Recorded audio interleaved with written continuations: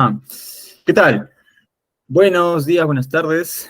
Hoy nos vemos una vez más después de unas semanas de vacaciones para hablar sobre el Cármides. Esta sesión tenemos el gusto de tener a Jocelyn. Jocelyn, ¿qué tal? Y es parte de la dirección de Enteos. También ya está Renzo, como siempre, ahí apoyándonos. También está Dora y también acá Fernando, su querido Fernando también. Bueno, para empezar ya una vez con este diálogo interesantísimo, la verdad. Amado Carmies, primero poner un contexto general. Este diálogo se sitúa dentro de la sección, ¿no? De la primera sección de diálogos, los diálogos de juventud de Platón. Aquí Sócrates tiene unos 40 años aproximadamente, ¿sí? Es un joven. El contexto fue 432, ¿no? Por ahí, esos años. Vamos a ver justo que el mismo diálogo menciona un evento especial, que es una batalla en Potidea, así que se calcula que sea por ahí. Y pues acá tenemos 4 personajes importantes. Los que participan son 3 más que nada, pero son 4 los que están ahí. Está Sócrates, obviamente, que viene de la batalla de Potidea, que en la que se pelearon atenienses con corintios. Ya vamos a hablar de eso. Luego está Querofonte, que ahora va a ser el papel de Querofonte, que es el amigo de Sócrates, ¿sí? Y tiene un papel importante. Recordarán que hay alguien que pregunta al oráculo si hay alguien más sabio que Sócrates, y el oráculo dice que no. Ya, ese que pregunta es Querofonte, ¿sí? Es amigo de Platón y movemos una particular especial. Luego está Critias, ¿sí? Un sofista, bueno, por ahí, familiares de Platón, familia de Platón, primo de la madre de Platón, de hecho, ¿sí? Él fue un personaje controversial en la antigüedad, fue parte de los 30 tiranos, y bueno, hizo muchas otras cosas también. Y tenemos también a Cármides, que va a estar representado por Renzo. Carmies, pariente de Critias, hijo de Glaucón, por tanto también familiarizado con Solón, ¿no? Que vienen de esa casta. El escenario, estamos en una palestra, ¿sí? Que es un patio cercado, que está frente a un templo de una diosa, de la cual ya vamos a ver también. Bueno, entonces, sin más, creo que ya, si tienen otra nota, Jocelyn, que quieras mencionar antes de empezar con el diálogo. Bueno, se llama Cármides o de la sofrosina, de la sabiduría, ¿no? Vamos a ver que estos términos se pueden interrelacionar, ¿ok? Entonces, sin más, ya vamos ahí alistando los motores ya para empezar con la primera representación, la primera escena del Cármides, ¿sí? Acá está, este es el diálogo que estamos siguiendo, ¿ok? Entonces, en esta primera escena vamos a ir de la 153A.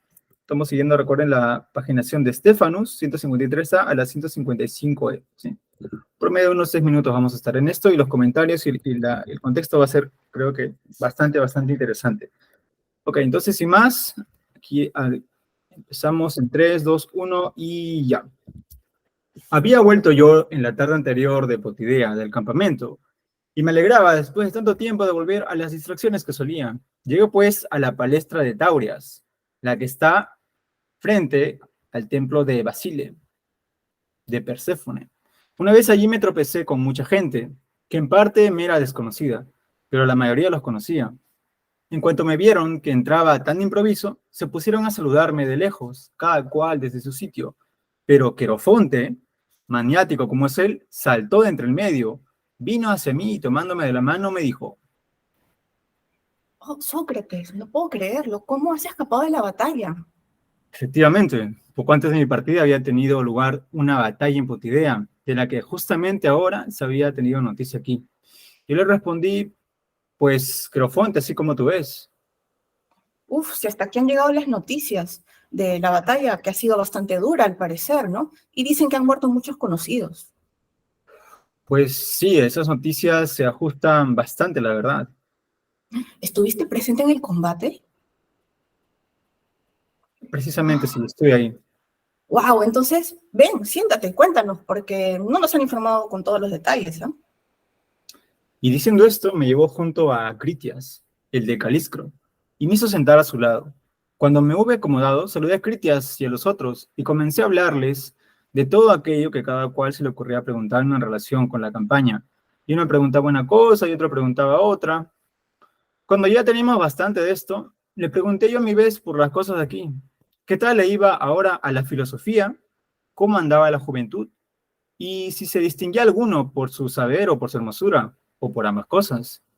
Y Critias, mirando hacia la puerta y viendo que entraban algunos jóvenes bromeando entre ellos y seguidos por un montón de gente, dijo: Por lo que respecta a los más hermosos, me parece que pronto lo vas a ver, Sócrates, porque los que están entrando son la avanzadilla de admiradores del que parece ser, al menos por el momento, el más bello.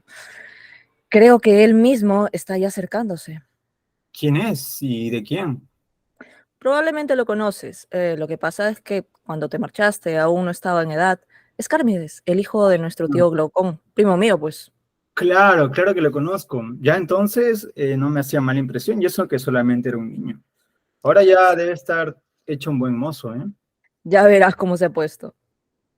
Apenas había acabado de decir esto cuando entró Carmides. Por mi parte, amigos, soy mal punto de comparación. En relación con bellos adolescentes, soy un cero a la izquierda, porque casi todos de esa edad me parecen extremadamente hermosos.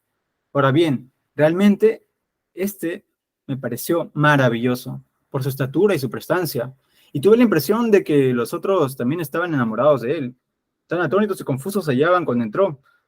Otros muchos admiradores le seguían.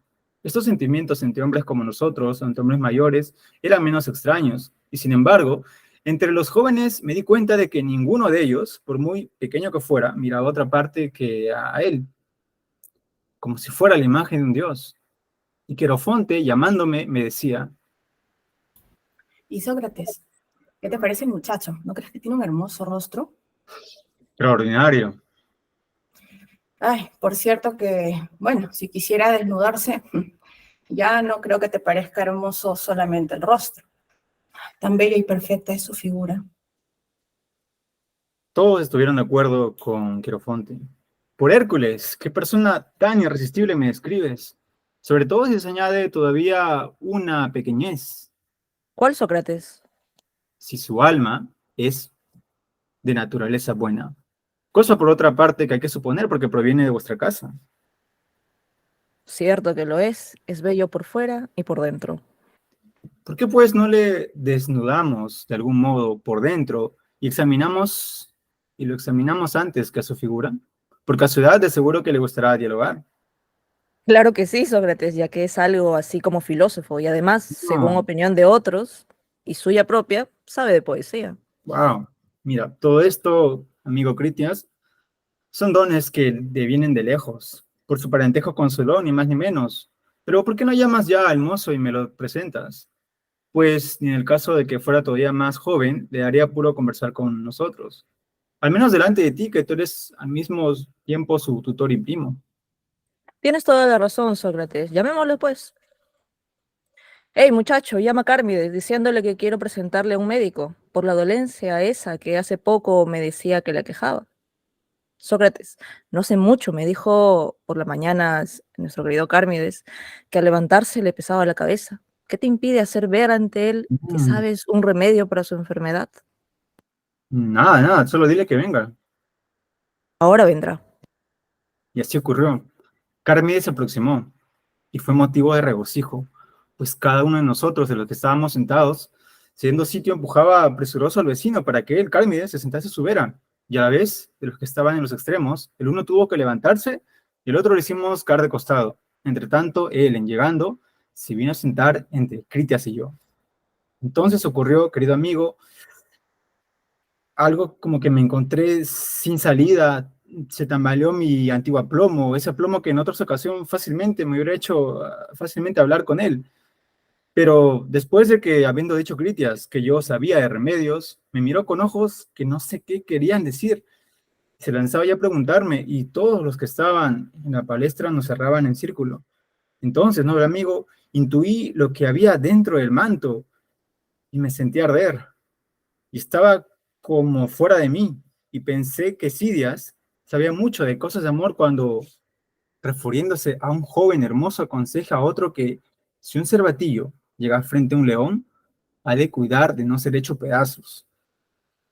Como si fuera yo mismo el que estuve en las garras de esa fiera cuando me preguntó si sabía el remedio para la cabeza, a duras penas le pude responder que lo sabía. Bueno, pues, esta es la primera escena.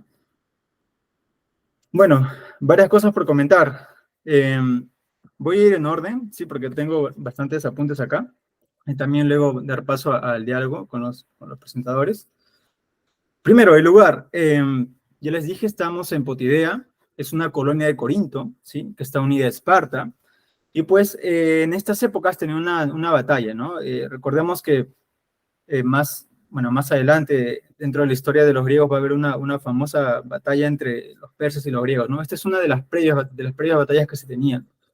Bueno, entonces Sócrates, que en esa batalla salvó justamente a Alcibiades de morir, de eso hay representaciones artísticas incluso, llega pues de un combate, ¿no? En la que los atenienses ganaron definitivamente.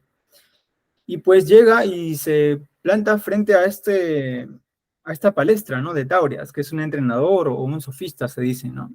Lo curioso es que esta palestra está frente al templo de la diosa Perséfone, la diosa del inframundo, la que es la concubina de Hades, ¿no? Y esto tiene su importancia, vamos a ver, por los temas que se están tratando. Así que son datos, en Platón ya hemos dicho, cada cosa tiene ahí, juega un papel, ¿no? Y esto también es importante. Bueno, Querofonte, como él mismo lo menciona, es un maniático, ¿no? Es alguien que actúa así por impulso, ¿no? Y él es quien lleva a Sócrates a hablar a los demás acerca de qué pasó en la batalla, ¿no? Porque ninguno sabía.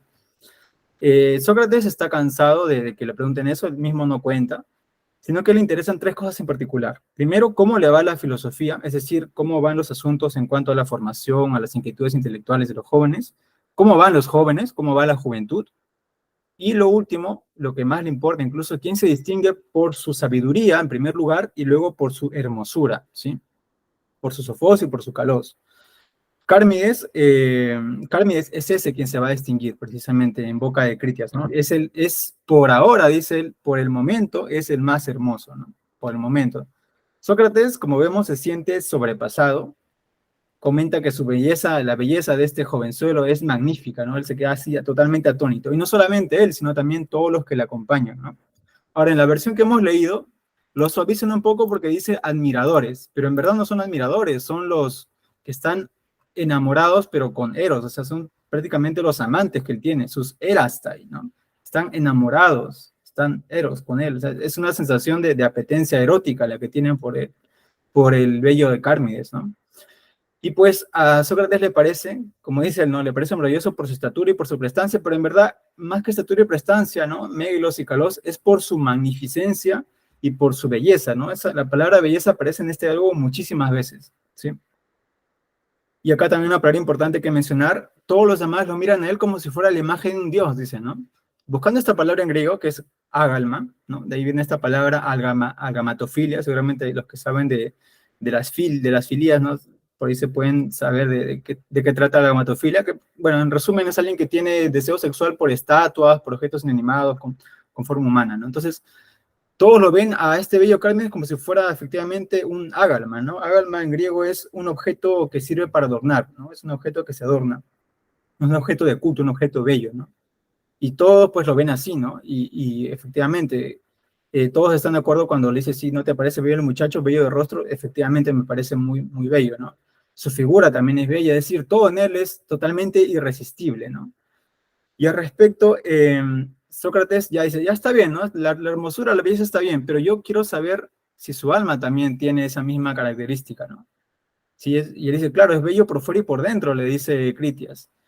Y acá viene una frase que me ha llamado la atención, ¿no? Dice, ¿por qué no le desnudamos de algún modo por dentro? O sea, desnudarlo por dentro, ¿no? Y lo examinamos antes que su figura. Ya, ¿y cómo lo vamos a desnudar por dentro a este bello Cármides? Con la palabra, con el logos, ¿no? Porque le gustará dialogar, dice, claro que sí. Es más, este Cármides es algo filósofo y sabe de poesía, es decir, tiene filosofía y poesía dentro de sí. O sea, definitivamente le gusta dialogar, ¿no? Entonces, la manera de desnudar a alguien por dentro es a través de la palabra, ¿no? Creo que es una metáfora interesante que vamos a seguir conversando. Y el último punto, ya antes de llegar a la siguiente parte, es esto del parentesco, ¿no? Parece ser, y bueno, es una idea común también, ¿no? Que uno tiene genes, ¿no? Tiene parentesco ahí con su familia, abuelos, en fin, algo que hereda, ¿no?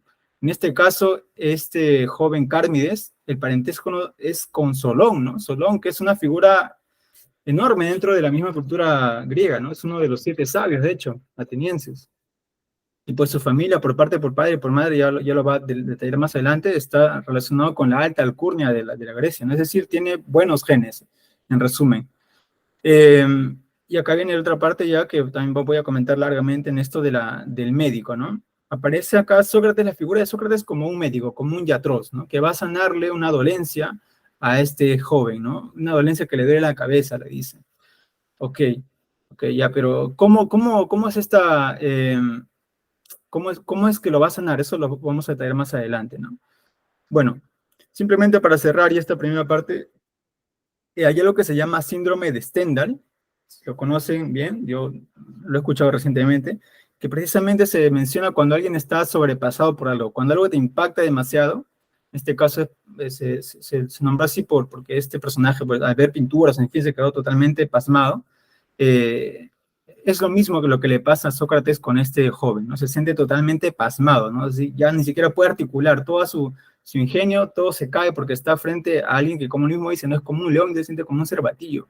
Entonces, es interesante esta figura y también, claro, la escena también es interesante porque, claro, se habla de una erección, ¿no? Pues no lo dice directamente, pero claro, él dice que ve por el manto del joven, ve que, ¿no? que se aproxima algo por ahí, que se siente arder. Entonces, parte también del mismo ambiente que quiere darnos, ¿no? Ok, Sócrates viene de una batalla, ha visto gente morir, él ha matado a mucha gente, llega, lo que le hacen hablar de la batalla y dice, ya, está bien, pero yo quiero ahora más bien divertirme en lo que me gusta, ¿no? Los jóvenes, palabras, ¿no?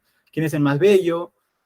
Y pues estamos dentro de este escenario, ¿no? En el que aparece Carmes como una figura central que va a interrogar más adelante. Comentarios, amigos. Bueno, asumiendo también la palabra, gracias igual nuevamente por la invitación para estar también en esta lectura. Pues habría que tomar la nota, digamos, de aparte del lugar donde estamos, es las personas con las que nos encontramos, ¿no?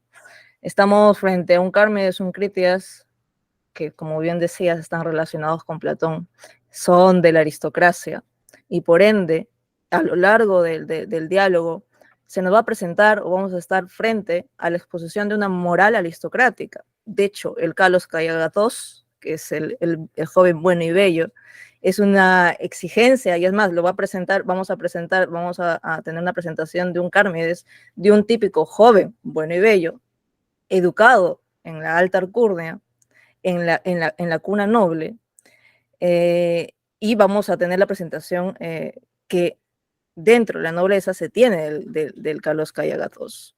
Y también vemos pues esta presentación homoerótica, este inicio homoerótico en el Cármedes.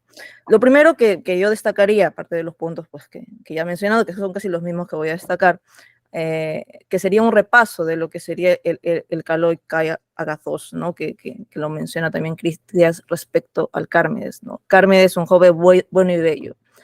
Y justo como estaba repasando a Dover, ¿no? Dover que justo lo voy a citar tanto para este caso del Kalos Kaya Agathos como el tema de lo homoerótico.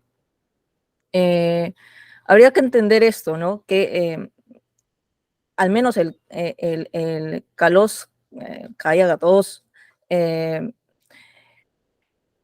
inclusive, dice él, hasta que no me convenza de lo contrario por argumentos que aún no he encontrado, doy por supuesto que el pobre ateniense, es decir, aquellos que no son parte de la nobleza, normalmente estaba dispuesto a aplicar la expresión Kalos Kagatos a cualquier hombre que tuviera lo que él mismo hubiera querido tener, riqueza, un gran nombre, distinguidos antepasados, que es lo que menciona Sócrates. Sí. ¿No? Y era lo que él mismo le hubiera gustado ser, como educado, culto, bien vestido, bien arreglado, con el físico y el porte de un hombre entrenado en el combate, la lucha y el baile. Eso es lo que se tiene por común con el Kalos Kai Agathos. Ahora, pero ahora me voy con este recuerdo del que es el Kalos Kai Agathos, que por supuesto también lo va a poner como que vamos a analizar cómo es el joven Carmides, si es que tiene sofrosine o no, y todo eso, que tiene que cumplir justamente con ser el mejor que todo el mundo dice, a ver si es que lo cumple. Me voy justamente al inicio homoerótico, ¿no? Que igual me paso con Dover.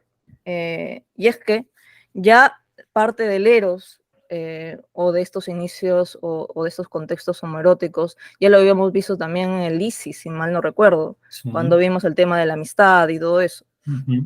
Y creo que habíamos dejado como que para después ver estos enlaces, la explicación tal vez de la homosexualidad dentro pues el contexto griego, ¿no?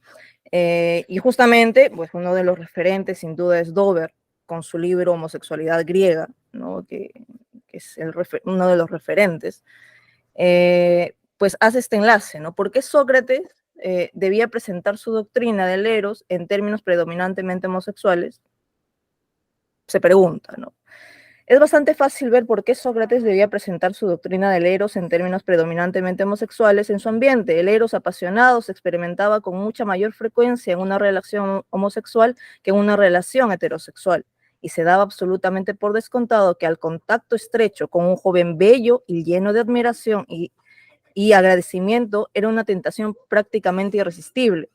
Del mismo modo, también es fácil ver por qué un eros que se abstiene constantemente de toda satisfacción física debe ser homosexual. Después de todo, el papel que tenía que cumplir las mujeres era ser inseminadas, mientras que el cimiento popular idealizaba y aplaudía la castidad de un erómenos y la devoción desinteresada de un Erastes. Mm. No está tan clara, en cambio, la razón por la que el eros juega un papel tan notable en un sistema metafísico. La explicación más sucinta la vamos a encontrar, por ejemplo, en el Fedro, donde se señala que dentro de todas las cosas que son erastá, es decir, que hacen surgir el eros, la belleza es la única que puede percibirse directamente por los sentidos, de tal manera que la visión de algo bello nos brinda el medio más eficaz, con mucho y más inmediato, que tenemos para acceder al mundo del ser. De hecho, esta impresión que tiene Platón, que tiene Sócrates frente al asomo ese dentro del manto, pues, que percibe de Carmen y que lo emociona a más, pues de hecho habría que tomarlo pues como un primer peldaño de ese acercamiento a esa belleza que ya después lo va a teorizar Platón, ¿no?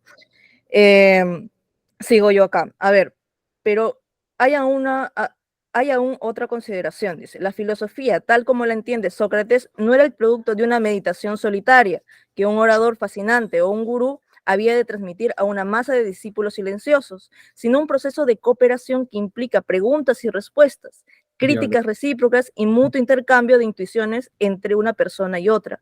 El banquete, el pasaje culminante del discurso de Eutimo, por ejemplo, presenta la imagen del adulto que hace nacer en un joven el conocimiento racional del mundo del ser, un proceso de procreación de la belleza cuya contrapartida grosera y material es el engendramiento de progenie que por medio de una relación heterosexual pues se da, ¿no? El Erastés intenta educar al erómenos, ¿no?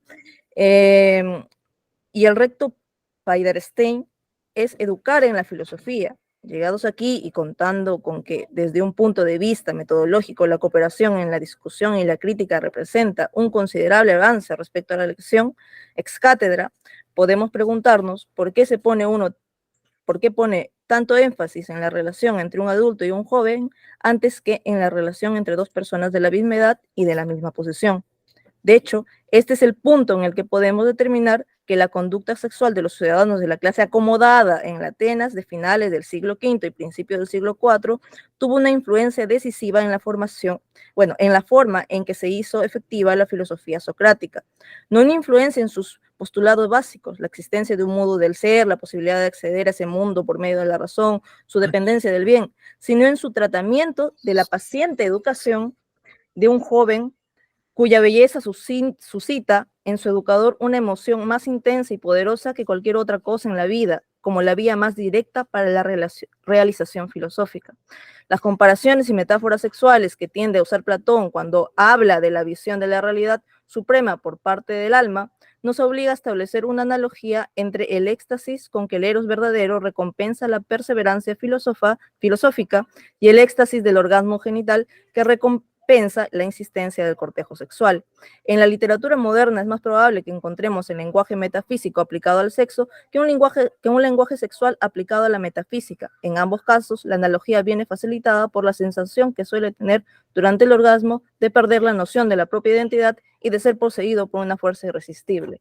Ahora, acá contraponiéndolo, claro, contraponiendo pues a Sócrates igual, o sea, de lo que está así, de como que ido, igual va a como que Platón lo presenta así, va a resistir y igual va a tratar de salir de esta primera irresistible tentación al eros mucho más físico, que en realidad todos, porque todos, inclusive los adultos, los jóvenes, todos están perdidos por el joven Cármides, que viene ahí y que destaca entre todos, pero todos están viendo la belleza física, están tratando de obtener tal vez sus favores sexuales, o sea, físicos en sí, y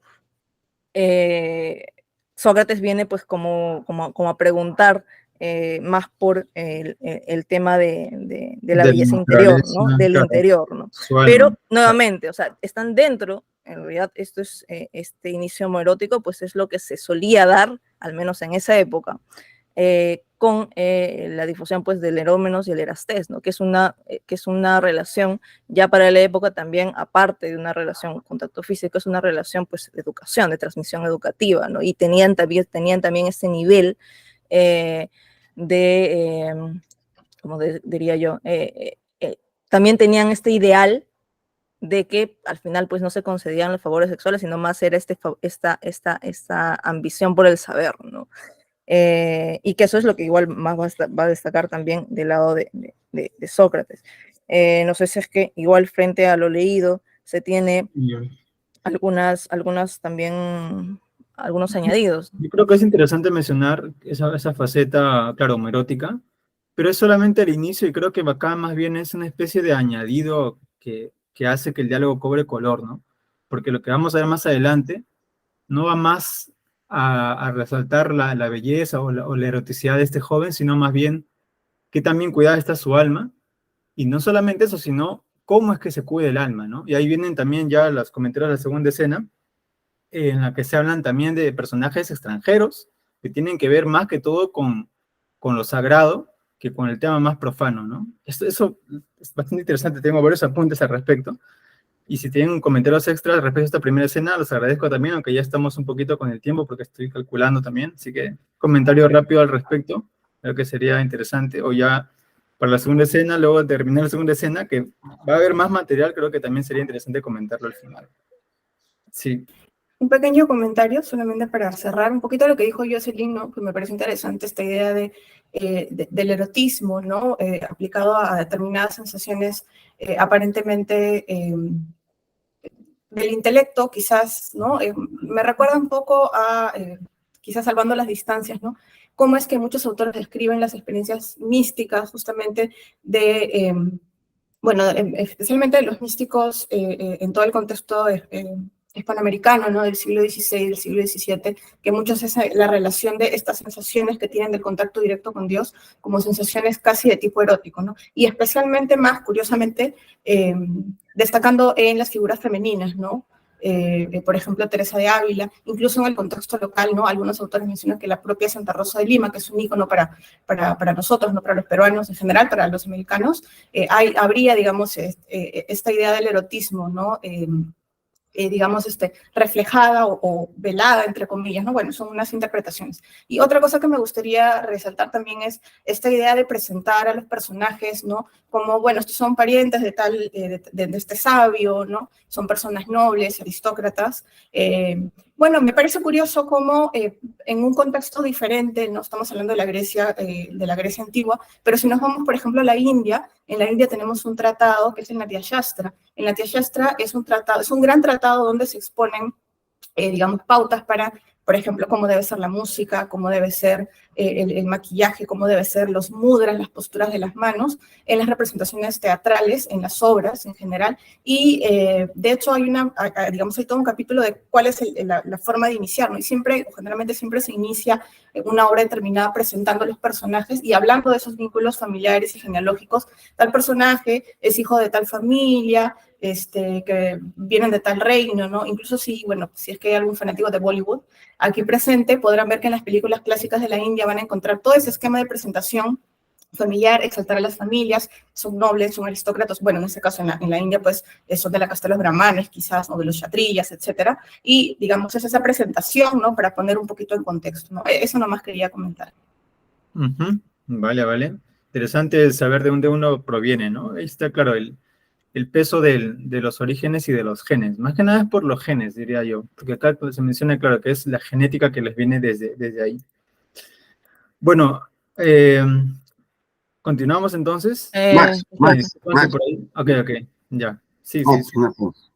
Ya, Fernando. ¿Por qué sospechas que a Critias, aparte de presentarse a Carmides, presentárselo como muy hermoso y todo lo demás,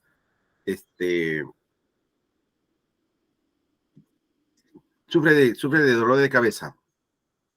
Ya, eso justo está más abajito. Eso justo en esta segunda escena que viene. Ahí dice que sufre de dolores de cabeza y todo.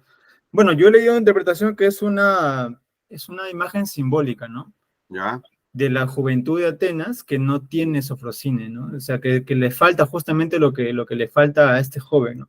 Este autor, de cuál es su biomaterial, también dice que este dolor de cabeza simboliza una decadencia simbólica de la Atenas, ¿no? Que en esta época ya está, pues, ha ganado esta batalla, ¿no? Entonces se siente superior, y por lo tanto toda la sofrosine que podía tener, ¿no? Que usualmente lo ponemos en la cabeza, se le está poco a poco yendo, ¿no? Esa es la interpretación que he leído, me parece interesante también, pero la forma en cómo encuentra la curación me parece mucho más interesante todavía, porque van a recurrir a extranjeros. O sea, un extranjero tiene la medicina para nuestro dolor de cabeza. O sea, no somos nosotros, sino es la medicina que viene de, en este caso, estos personajes que menciona más adelante, ¿no? Me estoy guardando esa parte porque es fascinante, la verdad, la he estudiado recientemente. Claro. Porque fíjate, y además también la curación viene de Sócrates. Que aprende de un médico que no es griego. Sí. Claro, y ese es entre comillas, porque fíjate, ese es entre comillas, es otra manera muy astuta de Platón de presentarlo a su Sócrates, ojo, porque lo que resaltan los autores, ¿no? Es que, en primer lugar, él ha regresado de la batalla de Potidea, ¿no es cierto? Que le ha tomado año y medio, 2 años. Ya. Año y medio, 2 años. Ya. Él se ha ausentado de Atenas. Ya. Y lo primero que hace es, en la tarde, él ha llegado, en la tarde ya está, y no está en su casa, mira, no está en su casa con su mujer, sus hijos, no, todavía no está casado, ¿no? Para los 40 todavía no. Ya. Pero él lo primero que hace es ir a la palestra. ¿A qué? Al juego, a la conversación. ¿Qué cosa es lo que busca? El diálogo. Está detrás del saber y de los chicos. Así es. De los chicos. Y claro, la pregunta es, ¿y cómo va la filosofía? ¿No? Ahora, ¿con qué chicos se reúne? Como bien lo ha resaltado Jocelyn, no es con cualquiera. Son exclusivos. Son los que tienen tiempo libre y participan del mismo ideal, del Carlos Agathos, ¿cierto?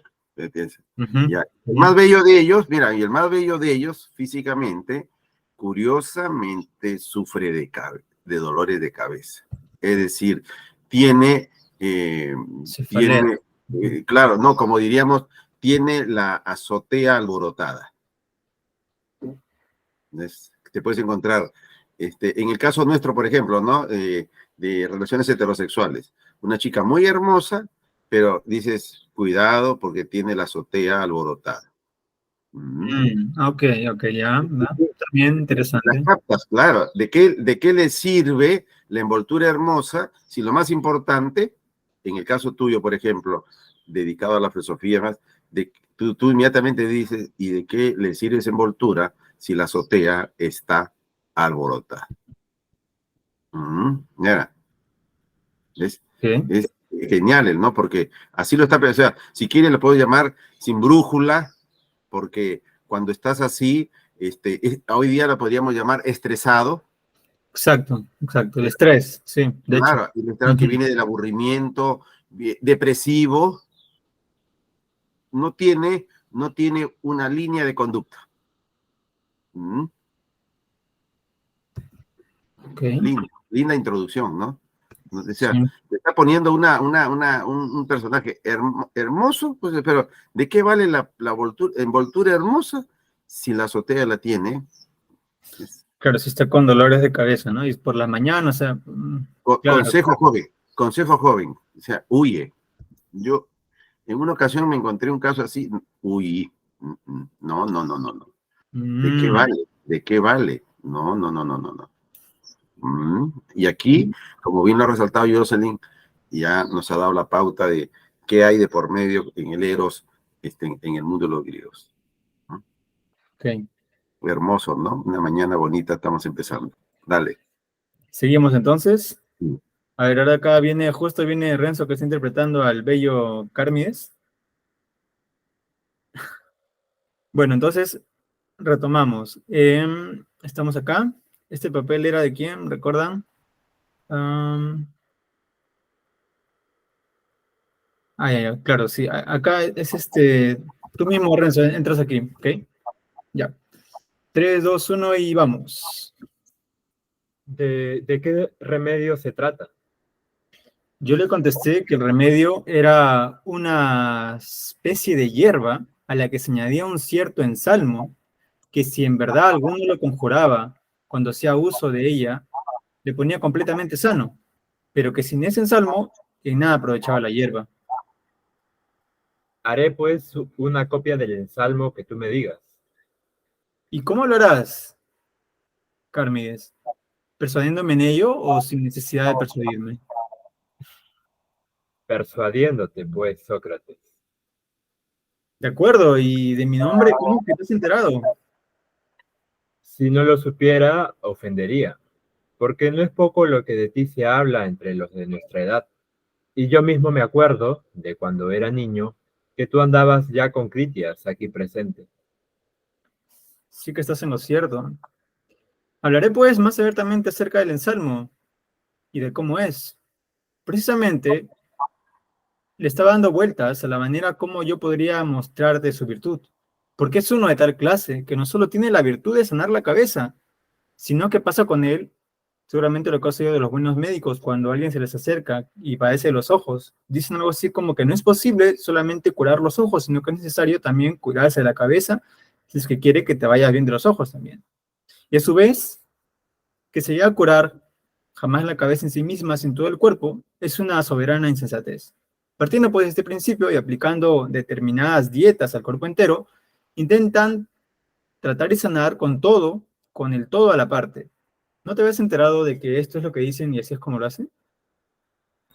Claro que sí, ¿Y te parece que dicen bien y das por buenas sus razones? sin duda alguna. Y yo, que le oí darme la razón, volví a recobrar fuerzas. Y poco a poco me fue viniendo la audacia y se me fueron caldeando los ánimos. Entonces le dije, así es, Carmides, lo que pasa con esto del ensalmo. Yo lo aprendí allá en el ejército de unos de los médicos tracios de Salmoxis, de los que se cuentan que resucitan a los muertos. Por cierto que aquel tracio decía que los médicos griegos estarían conformes con todo esto que acabo de decir, pero que Salmoxis, nuestro rey, siendo como es Dios, sostenía que no había de intentarse la curación de unos ojos sin la cabeza y la cabeza sin el resto del cuerpo, así como tampoco del cuerpo sin el alma. Esta sería la causa de que se le escapasen muchas enfermedades a los médicos griegos. Se despreocupaban del conjunto cuando es esto lo que más cuidado requiere. Y si ese conjunto no iba bien, era imposible que lo fueran sus partes. Pues es del alma de donde arrancan todos los males y los bienes para el cuerpo y para todo el hombre, como le pasa a la cabeza con los ojos. Así pues, es el alma lo primero que hay que cuidar al máximo, si es que se quiere tener bien la cabeza y a todo el cuerpo. El alma se trata, mi bendito amigo, con ciertos ensalmos, y estos ensalmos son los buenos discursos, y de tales buenos discursos nace de ella la sensatez. Y una vez que ha nacido, permanece. Y permanece, se puede proporcionar salud a la cabeza y a todo el cuerpo. Mientras me estaba enseñando el remedio de los ensalmos, me dijo, Sócrates, que no te convenza nadie de tratarte la cabeza con este remedio sin antes haberte entregado su alma para que con el ensalmo se la cures.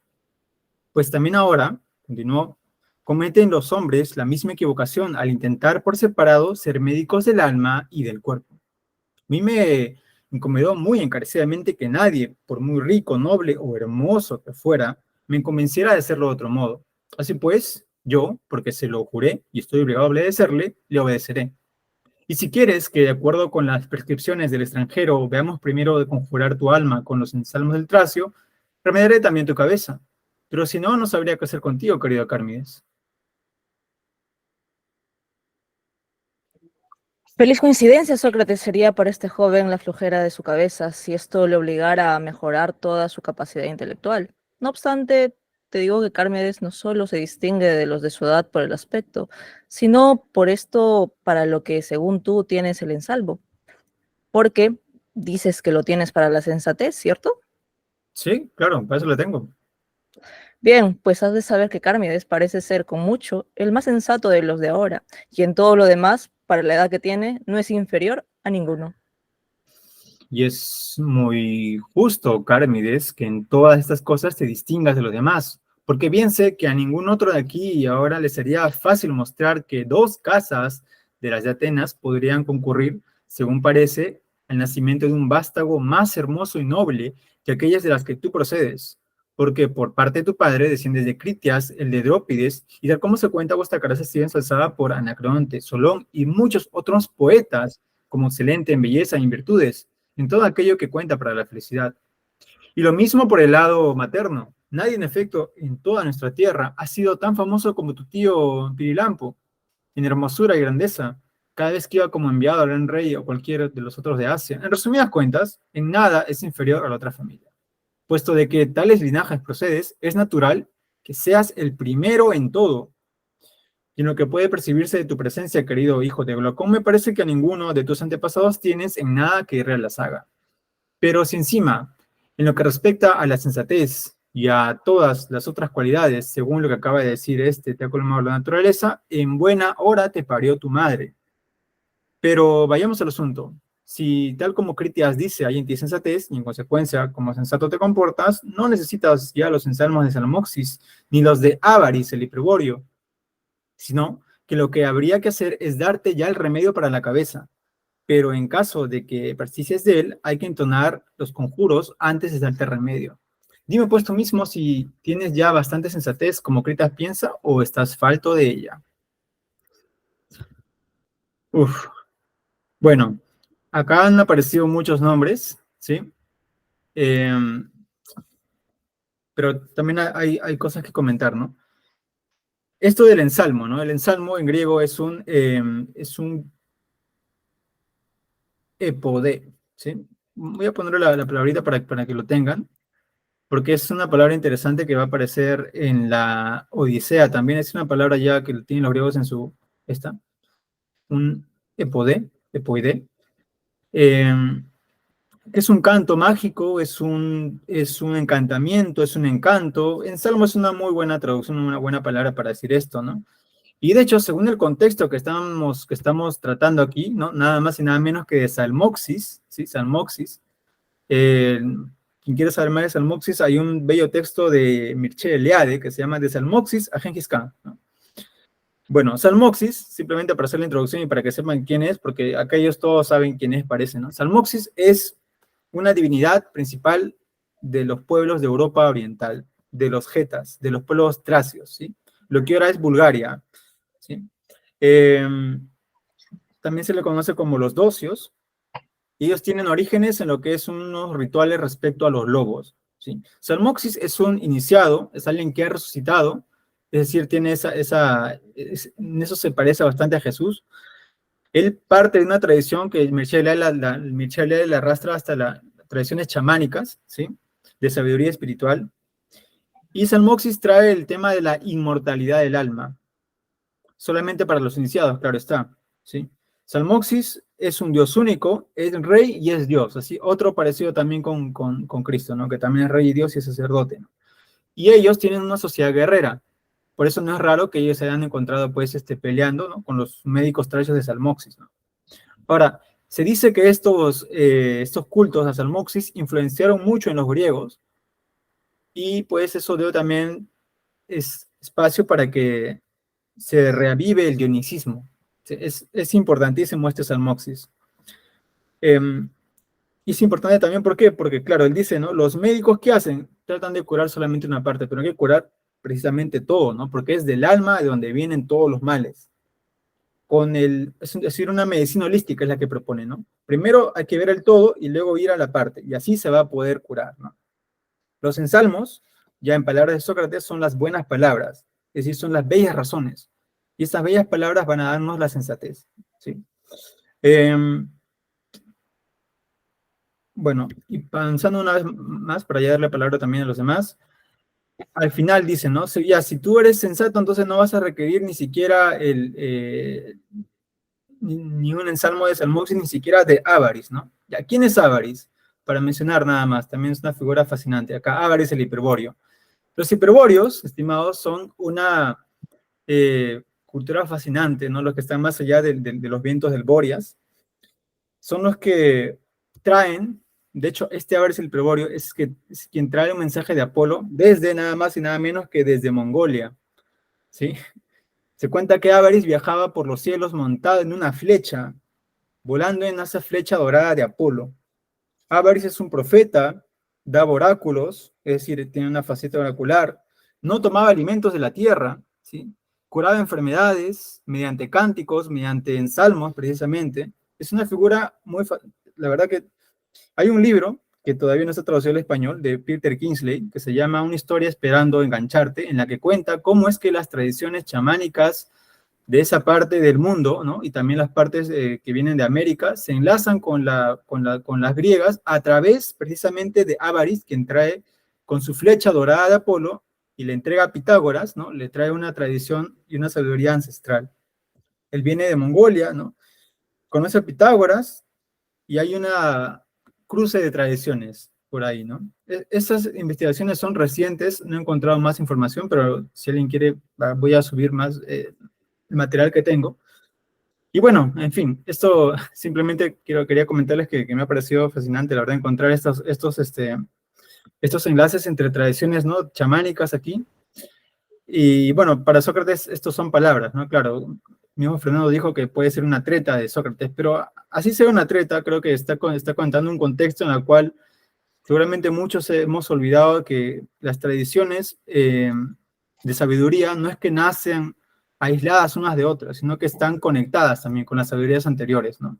Vemos los griegos conectados con Salmoxis, que viene de la Europa Oriental, ¿no? Ávaris, que está conectado con el Tíbet, con Mongolia, con esa parte, ¿no? del mundo también. Entonces, este es un pretexto para hablar de ello, para mí al menos, ¿no? ¿Qué les ha parecido a ustedes, estimados?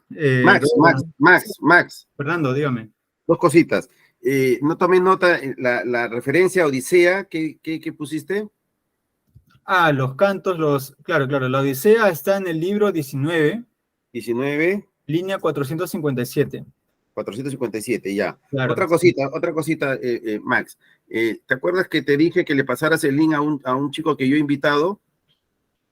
No me pasó su correo, solamente me dijo el nombre, pensé que había escrito Jocelyn, pero con otra... No, ahí estaba, en el reenvío que te hice, ahí estaba el correo. Te lo ¿sí? dicto porque está esperando, mira, yat.fa.g.g.e. A ver, Está desesperado que me escribe, mira. Jocelyn, si me ayudas con eso, ya. yat. Ahí tú lo No, tienes abierto, no lo tengo abierto. Pero no, en el correo que te envió el profesor Fernando. Pues, esto que, ahí está. Un momento, Fernando, por favor. A ver, disculpen, por favor. No, tranquilo, profe. A ver, Solo nos ha acordado el hilo divino, nada ya, más. Y, Sí, claro, estoy correcto. ¿Lo Sí. tienes? YT, no dícteme, por favor, nuevamente. Ya. yat.fa.ge.gmail.com. Él se llama, por si acaso, para la hora que entra, se llama Jansen. Ok. Ahí está, gracias. Ya, va a ser en eso. Sí, ahora sí, los escucho, estimados. Ya, ahora sí. Perfecto, gracias. Ya, bueno, yo primero, yéndome justo a lo de la medicina psicosomática, que justamente va a prestar atención al alma, igual me recordaba que Sócrates era contemporáneo de Hipócrates. Y justamente un parte de lo que denunciaba en esa época, qué sé yo, era que Hipócrates, claro, se concentraba más en la parte física. Sí, tenía interés en la parte del alma, en cierta, pero más enfocado a la parte somática que psicosomática, como noto ahí. Y luego con el término EPODE, que sí, también me fascinó un montón este tratamiento del tema de la PODE. De hecho, recomiendo dos textos, un artículo por si no quieren leer mucho, que se llama Hubo una psicoterapia verbal en la Grecia clásica, de Ajá, Fraguas Herraes, ya. y el libro, que es un libro fascinante, que lo recomiendo, que es este libro, a ver, déjame ver ahorita el detalle del texto del libro, es La curación por la palabra en la antigüedad clásica, Claro, claro. de Elaine Stralgo, ¿no? Que es buenísimo eso, Ajá, así es. este texto. Stephen Swan, claro. Claro, y de acá leo una partecita primero para entender esto del uso metafórico de los términos de podé, que podría traducirse como en salmo, y de telcterion, que podría ser como hechizo, ¿no? El empleo metafórico de los términos epodé y telterion con el propósito de subrayar vigorosamente la capacidad sugestiva de la palabra humana es pues un suceso bastante general en la literatura griega del siglo V. Una pregunta surge con presteza en el ámbito del historiador. ¿Esta transposición metafórica tiene sentido profundo o es nomás una afortunada ocurrencia estilística?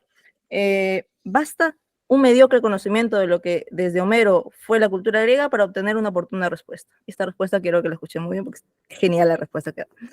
La ocurrencia y la decisión de llamar osada e hiperbólicamente epodé a la palabra sugestiva a toda expresión verbal capaz de seducir por lo que ella es en sí misma, tuvieron por causa la altísima estima entre los griegos, a ver, repito, por ella tuvieron por causa la altísima estima que entre los griegos gozó siempre la eficacia social del habla y la creciente importancia que el bien hablar fue logrado en las polis democráticas de los siglos VI y V. Píndaro, Esquilo, Sófocles, Éupolis, Gorgias y Eurípides sienten en sus almas y advierten en torno a sí que hablar bien, es a la vez saber y poder. Hasta tal punto que el bien hablante es equiparable a los hombres dotados de poderes mágicos, el epodoi, o ensalmadores, la excelencia mítica de la educación de Aquiles y el prestigio legendario de la Edo pasan lúcidamente a la conciencia histórica y social de los griegos del siglo V, y por tanto, esta fue la sofística, la reflexión intelectual y a la técnica de la enseñanza. El fundamento psicológico de esa eficacia de la palabra recibe el nombre de persuasión, peito. No es un azar que peito, la persuasión, llegase a alcanzar entre los griegos condición divina.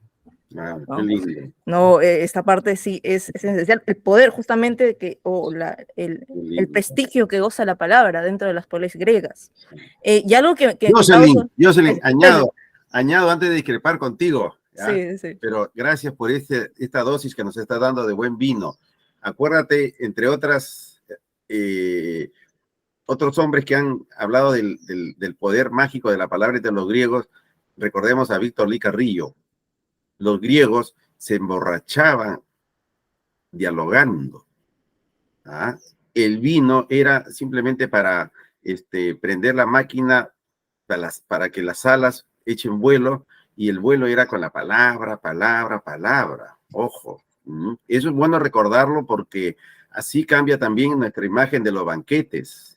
O sea, buena parte eran esos banquetes como nosotros hemos tenido reuniones después de clases, ¿te acuerdas? En el Chifa, que ya lo malograron ya el Chifa. ¿Te acuerdas el nombre del Chifa, Max? ¿El oso panda era? El oso panda. O sea que ahora como hay tanto asalto por aquí y por allá, lo cierran a las 11 de la noche. Mira. Y te acuerdas que nosotros nos hemos quedado hasta la 1 de la mañana, 1:30, y a veces a la chiquilla que hacía el pisco sour le damos una propina para que te quede un rato más, ¿te acuerdas? Pero pero no era para emborracharnos y perder el sentido, la conciencia. Era simplemente para pasar ahí el rato, pero la cuestión era el diálogo. Ojo, como está recordando aquí Jocelyn, y he citado a Víctor Lee Carrillo, que dice eso de los griegos, y hay otros que hablan justamente para entender la importancia de la palabra entre los griegos, hay que hacer mucho esfuerzo porque nosotros estamos a años luz de lo que fue para ellos eso. Y hay incluso también la democracia y demás, pues. Gracias, Jocelyn. ¿Ah? Después menciono mi discrepancia contigo. No, no hay problema, profe. Igual yo estoy acá, Sí, yo estoy defendiendo. Igual también voy a hacer mis observancias también a lo que Sí, estos hay cosas que textos observar dicen. ahí, ¿ah? Ahora, por ejemplo, recuerdo esto también de lo que estamos lejos a años luz de los griegos. Pues recordé que igual acá se menciona el hablar bien es a la vez saber y poder. Claro, cosa que nos hace recordar al saber es poder baconiano. Sin embargo, no, pues, hay que entender, claro, hay que diferenciar así es. que el saber es poder baconiano difiere completamente pues, Claro. de este saber y poder. Toda sabiduría te da pues, poder. griego. Toda sabiduría te da poder. Claro. Pero en este caso, en el de Bacon, es donde la técnica de la ciencia es usada para adueñarse, transformarlo todo para el beneficio de uno solo. Claro. O del dueño de la ciencia y de la técnica. A diferencia de algunos creen que recién Bacon hace ver que el saber es para el poder, para dominar por aquí por allá, y va de la mano con el naciente, el nacimiento del capitalismo por aquí por allá, y es el capitalismo el que ha hecho posible que la sabiduría tenga un objetivo, el poder. No sabe absolutamente nada. Toda sabiduría te da poder, pues. Si tú eres por encima de los demás sabio, tú vas a tener la oportunidad de que ellos te obedezcan, pues, porque tienes que darles de comer. Así de simple. Sí. Al fin y al cabo, con la palabra creo que tenemos tenemos poder sobre el otro y los otros, ¿no? Así es. Con este poder ordenamos, formulamos preguntas, damos respuestas, establecemos y difundimos información, pero sobre todo, como lo he mencionado acá, hacemos normas, valores para que, pues, el ideal, ¿no? Es que se preserve la convivencia o la eficacia social, que es lo que destaca más o menos Lane, ¿no? Yo agregaría ahí, sí, una pequeña parte antes que se me vaya, disculpe.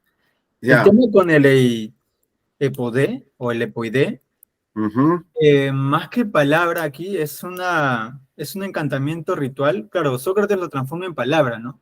Ajá. Pero ya viendo los orígenes de dónde viene, ¿no? Mencionando a Salmoxis, mencionando a Ávaris, estando frente a Perséfone, ¿no? Es más un contexto religioso de donde se origina, ¿no? Y a través de Platón se filtra y se vuelve profano. O sea, eso es lo que estoy entrando, porque ¿qué es un epoide, por ejemplo, en el contexto nuestro, ¿no? Es un ícaro chamánico. Porque claro, eso, dices, tú aplicas la enfermedad con la palabra. O sea, no es que simplemente pones el ungüento y ya está. Pones el ungüento y vas cantando para que se vaya sanando, ¿no? Ajá. Ahorita tenemos el clásico sana, sana colita de rana, algo así. Ese es un epoide, claro, y lo tenemos ahí porque ya, no, en fin. Ahora, claro. No es para disfrutar de logos, eso ya es los griegos como han entendido esta faceta de los rituales que se tenían, ¿no? O sea, es una decisión desde una faceta sagrada de que la palabra cántico para curar, porque no solamente la palabra es la palabra más las hierbas medicinales para curar al enfermo. Ahora, ¿qué dice Sócrates? Ya dejamos esto y solamente vamos a la palabra en sí para, ¿no? Entrar en tu alma, porque es lo que quiere hacer, ¿no? Quiere entrar en el alma y descubrir si es bello o no es bello. De hecho, Platón lo que rescata de la palabra, de esa persuasión, es eso, la persuasión y la seducción que va a tener, esa fuerza erótica que va a tener la palabra, que te va a mover por la razón, pero Platón igual rescata por esa emoción, ¿no? Esa fuerza erótica del logos, diría yo. Además, disculpa, para añadir, mira, y en la línea en la que está diciendo Max, recordemos que, en primer lugar, aquí se está poniendo de relieve la importancia que tenía para los griegos la palabra. Perfecto. Sí. Pero la palabra que se expresa, por ejemplo, en el canto del poeta. Y de los textos que yo he leído, el que me abrió los ojos al respecto fue Bruno Snell. ¿Se acuerdan que años atrás les comenté el descubrimiento del espíritu? Y él me hizo posible que yo escribiera estas líneas. Cuando hablo de Platón, cuando hablo de Sócrates emprendiendo su propio camino, ¿de acuerdo? Camino como bien ustedes conocen, en griego es jodos, ¿ah? Pero también oímos e incluso oimé, canto, son términos que se vinculan y se discute si significan lo mismo. Aparecen usados desde Homero para referirse a una imagen o metáfora por la cual el poeta o Aedo sabe que hace algo por sí mismo y así se va distanciando del simple rapsoda que solo pretende transmitir una tradición. Y el poeta canta, y su canto es a su vez un camino que tiene y lleva un objetivo a una meta, el ser virtuoso y alcanzar la virtud, arete, que consistiría en ser decidor de palabras y autor de hazañas. Iliada, recuerdan, canto noveno 443. Es decir, la fórmula del ideal griego que les da Homero por primera vez y eso los unifica ya como griegos en general. O sea, en términos modernos diríamos, resultan ser una nación, de ahí la importancia de la presencia del poeta. Y con estas referencias, mira, todos los días se aprende algo más, pues. Con estas referencias y la observación que nos hace Max, que en Salmo, ¿no? Epodé, ¿ah? Es palabra, pero palabra cántico que cura, Sí, que sí, sí, sí. cura. Y tú te Específicamente curas, para eso, claro, mira, Cármides se va a curar ¿de qué? de su De no dolor de tener, cabeza. de no tener brújula, ¿por dónde ir? Y él le va a dar la brújula para emprender el camino hacia la virtud y no vas a tener la azotea revuelta. Y el gran médico es Sócrates, ¿no? Pues claro, Que ha exactamente. aprendido de los misterios de San Moxis, al parecer. Claro, exactamente. Ujú. Y disculpen que me gane el escenario, pero me gana también la, la emoción, y ahorita discrepo de Jocelyn. Ella dice que la medicina hipocrática le prestaba atención únicamente al cuidado del cuerpo. Ojo, no, no, no, no, no. Eh, Hipócrates habla que somos una unidad de cuerpo y alma, cuerpo y psiquis. Y lo que hace daño a la psiquis se va a ver en el cuerpo, y lo que está mal en el cuerpo se va a ver en la psiquis. Y algo más, Hipócrates insiste en que el médico cura, ojo, el médico cura, pero no dejas de tener en cuenta a lo divino, a lo supremo. ¿Ven? Y Platón, en el personaje Sócrates, siempre lo respeta. Por eso el famoso final de la apología. ¿Mm? Critón, no deje de pagar la deuda a Asclepio, porque ahí está, págale al doctor, pero también rinde culto al Dios. Está totalmente Así es, dentro del mismo, de la misma esfera. La nación es e- divina, definitivamente. exactamente eso. Ujú. Sí, Eso. sí. Gracias, gracias. Renzo, quiero hacerte hablar a ti también. Tú como, a ver, como alguien que estás, claro, ahorita ya participando en varios diálogos, ¿ves alguna especie de avance en Sócrates respecto a su manera de cómo abordar a los jóvenes o a su forma en cómo curar? Porque esto de curar el alma ya lo hemos visto en el diálogo anterior también. Y Ujú. también han estado jóvenes, han estado conversando. ¿Cómo lo ves desde tu perspectiva, Renzo? Tú que has estado también ahí apoyándonos con esto. Bueno, para mí es la primera vez que me enfrento a un diálogo ya más un poco homoerótico, es la primera vez que puedo observar esta parte de Sócrates, ¿no? Que me resulta interesante porque siempre he escuchado hablar de que los griegos tienen o han tenido esta costumbre, ¿no? Y ahora resulta bastante innovador para mí. Am, Creo que comparando con el texto anterior, ahora Sócrates siempre va a buscar busca algo más interior, ¿no? Dentro de las Mm. personas con las que dialoga. Y esto del alma me habla mucho también de cómo trata Platón sus propias ideas, ¿no? Se ven reflejadas mucho aquí. Y esta tradición también es bastante esotérica, por decirlo así, ¿no? Y yo creo que hablar ya de, del alma o hablar de la sensatez y hablar de las palabras para relacionarse con ella, creo que es bastante esotérico, ¿no? Ya hablamos ya de cómo transformar la psique de las personas, cuán importante es que ella esté equilibrada para poder estar bien o estar equilibrado, ¿no? Eh, Eso creo que es algo que puedo resaltar ahora, hasta ahora con lo que hemos estado leyendo, ¿no? Creo Vale.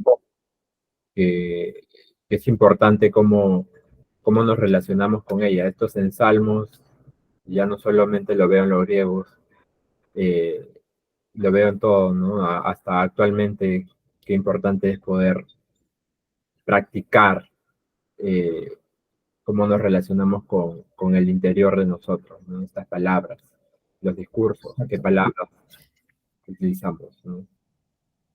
Voy a seguir leyendo estos Cármides para poder entrarnos un poco en el diálogo y creo que por ahora vamos con eso. Vale. Max, para finalizar, igual quería también traer a colación también el tema de los encantos con los mitos y el tema de las creencias, al menos desde Platón, ¿no?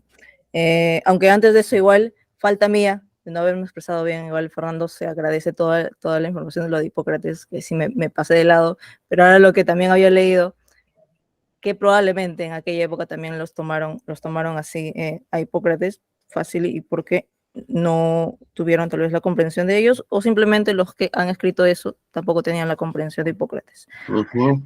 que es lo más probable, ¿no? Y es más Entonces probable. ahí sí es lo más probable. La segunda Que es lo opción es más, lo más probable. sí, sí, sí. Así que falta mía. Gracias por la enseñanza de todas maneras, Fernando, Y, siempre trayéndonos al camino, es y lo ¿sabes mejor. qué? Pueden encontrar eso en cualquier trabajo introductorio a Hipócrates, ¿ya? Y el Vademecum para un baño griego, como decía Fernando Bobbio, es Ok. el Paideia de Jäger. Claro, de llegar. Ahí Claro. Ah, tiene eso que una... ya no me, claro, ya no me alcanzó el tiempo de Ya, es repasar un, parte de mira, eso. el Paideia nunca se lo propongan como una lectura completa, pues, porque es un No, bodoque. no, No, Sí, sí, sí. es un un conjunto atlas. pero es un conjunto de monografías, pero quizás de las mejores que se hayan hecho sobre todos los aspectos de la cultura griega. Entonces, lo que es darse el trabajo de leerlo alguna vez en la vida. Pues. Sí, sí, sí, Ah, definitivamente. sí, está hecho. Vale. Paso entonces a esta David breve Jocelyn, antes que sigas, por sí, favor, mándanos, y a mí en particular, las referencias, ese de los libros sobre el poder de la palabra curativa. ya listo, maestro. Sí, lo voy a pasar, o lo Yo voy a tengo colgar también yo uno en que ahorita no me en viene a el, la mente, por ahí lo debo tener guardado. Le sí, saqué fotocopia en la Facultad de Teología, ahí un libro que era justamente de eso. listo, Ya lo profe. voy a buscar. Bien, acá nos dice, a propósito del uso de Platón, que también igual nos encanta. Nos encanta con mitos, nos encanta con fábulas, nos encanta con los diálogos, pero sobre todo quiero ver esto que dice acá. La discusión dialegein obliga o fuerza, mediante argumentos o razones, tois logois, a confesar el error y a reconocer la verdad. La narración de un mito encantador, en cambio, es capaz de persuadir, Peithein, a la aceptación favorable a Podecomai de aquello que puede y debe creerse. No son otras, como vimos, la función y la significación que en el Fedón posee el mito acerca del destino de las almas. También Platón rinde tributo al poder de Peitó, diosa de la persuasión. El mito mueve el ánimo a recibir solícita y creyentemente aquello que la razón del hombre o la razón de tal hombre no es capaz de demostrar con argumentos lógicos, evidentes e irrefregables. Con ello, la epodé alcanza el ápice de su valor. Y me salto otro poder. La epodé, bello discurso, o epodé mito, en cambio, no solo actúa sugestivamente cuando el oyente creía ya en ella, sino que por la virtud natural de su forma y de su contenido, entonación musical, índole y significación de su texto, es capaz de suscitar persuasivamente una creencia nueva en el alma de quien la escucha o de hacer más intensas las creencias que en la intimidad de éste ya existieran. La modificación real del alma del oyente consiste en la producción de sofrosine, taxativamente lo dice el Cármides. Bajo la acción de la palabra encantadora, el alma del oyente y consecutivamente su cuerpo, en la medida que ello es posible, se serenan, esclarecen y ordenan, se hacen sofrones, se sofronizan, si se admite tan expresivo neologismo, y todo ello de una manera estrictamente natural, por la virtud que de suyo tiene lo que se dice y por la disposición personal de quien oye eso que se dice. Platón se halla ahora a 100 leguas de la magia, bueno, lo que dice acá, a 100 leguas de la magia o hechicería en sentido estricto. A esto es a lo que llamo racionalización del ensalmo, pero la palabra racionalización debe ser entendida aquí cum grano salis. En modo alguno piensa Platón que la acción encantadora de un bello discurso o de un mito sea por completo inteligible mediante las razones discursivas de la mente humana, que sea una idea clara y distinta, como siglos más tarde se dirá. La poder racionalizada actúa engendrando sofrosine, virtud que, como sabemos, dista mucho de ser para el hombre un ámbito plenamente racional. El bello discurso y el mito, a diferencia del argumento racional, operan sobre el alma suscitando en ella persuasiones y a la postre creencias, las cuales nunca son enteramente reducibles a la estricta razón. La poder filosóficamente aceptable pertenece, en suma, a lo demónico, esto es, a lo que pone en mutua relación a los hombres y a los dioses. Como hay adivinos falsos y adivinos verdaderos, hay también epodoi falsos y epodoi verdaderos. A este segundo y salutífero género de ensalmadores o encantadores quieren pertenecer Sócrates y Platón, cuando relatan sus mitos educativos, y bajo la ocasional e innegable ironía de su discurso, uno y otro hablan muy seriamente convencidos de ayudar a una real divinización de los hombres que con buen ánimo le sigan. Sean más o menos humana y racional la sofrosine, el sofrón es siempre hombre, bienaventurado, Macarayos. Qué hermoso. ¿Quién es el autor? Ese es Pedro Lane Stradle. Yo diría que más que creencias, Claro. No, yo sigo defendiendo que son más que creencias, son certezas. O sea, dentro del plano de los sagrados no hay creencias. Y le ha faltado citar a Heráclito y el comentario de Heidegger, al Logos, el fragmento 50. Bueno, Logos, sí lo cita, solo que el libro es grandazo, pero profe, no lo voy a citar. Logos implica homologuein, o sea, homologuein, exacto. Cuando has escuchado a Logos, a la palabra, pues, pero no de cualquier churrupaco, sino de uno profundo, lo que has escuchado te tiene que convertir, transformar, pues, sanar. Ese es un ensalmo, ahí está el encanto, ahí está el encanto. Y si te hace cambiar de creencia, perfecto, pero también te puede ratificar tu creencia, profundizar. O sea, no, ustedes que han leído el texto, el final del comentario de Heidegger es hermoso, hermoso. Es una profundidad de pozo que no tiene final, vas más y más, que es lo que sentimos, lo que venimos ya años leyendo, dialogando en torno a la filosofía, y ustedes van ya 8 años como institución Numen. Y quiero aprovechar aquí la ocasión para presentarles a Yad Farfán, ¿ya? Que es un joven de San Martín también, que estudia economía, pero tiene inquietudes filosóficas bien probadas y está asistiendo a mis clases, y se enteró como es investigador, se enteró de Numen y me decía, yo quiero pertenecer, y aquí está en la primera reunión, así que te presento ya Yat-Sen, y aquí está Max, Jocelyn, Dorita, de los fundadores de Numen. Así que te dejo a tu cargo la bienvenida, Max. Ok. Bueno, antes de pasar a la segunda y tercera y cuarta cena, todavía estamos en la mitad recién, que son para mi gusto ya son un poco más racionalistas, platónicas, ya le quita todo. Solo quisiera preguntarle a Dora nada más, ¿cómo ves la medicina actual? ¿Crees que se preocupan los médicos por el todo y no por la parte, o ves que más bien hay una incisión en curar solamente la parte, ¿no? Ajá. Sí, de hecho eso es una carencia que tiene la medicina convencional, lamentablemente. Ahora, yo diría que en los últimos años eso ha cambiado un poquito, ¿no? De hecho, se está haciendo más énfasis en este tratamiento holístico, ¿no?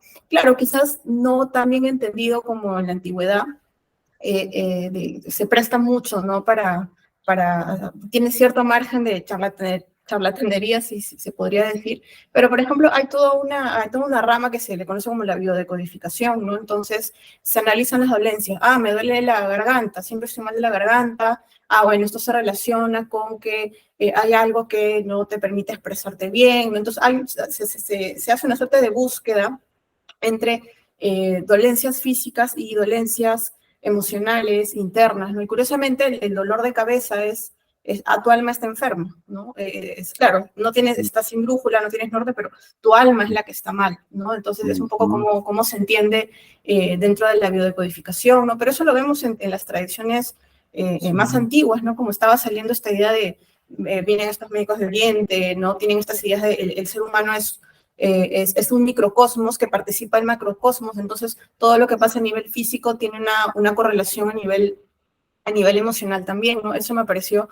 bastante interesante y bueno, me agrada que por lo menos poco a poco se está tratando de cambiar un poco esa visión, ¿no? De la medicina convencional y que si bien es cierto, pues, para intervenciones como cirugías, ese tipo de cuestiones, pues, obviamente es bastante útil, no podemos ignorar tradiciones que tienen, digamos, ya años, siglos, ¿no? Y que justamente son sumamente útiles. Y otra cosita que recuerdo, ¿no? Hablando un poco del poder de la palabra, de logos, por lo menos en el cristianismo, catolicismo, ¿no? El Hijo de Dios, Jesús, es el Logos, ¿no? Y por él es que tienes esta salvación, ¿no? Ese paralelo me pareció bastante interesante.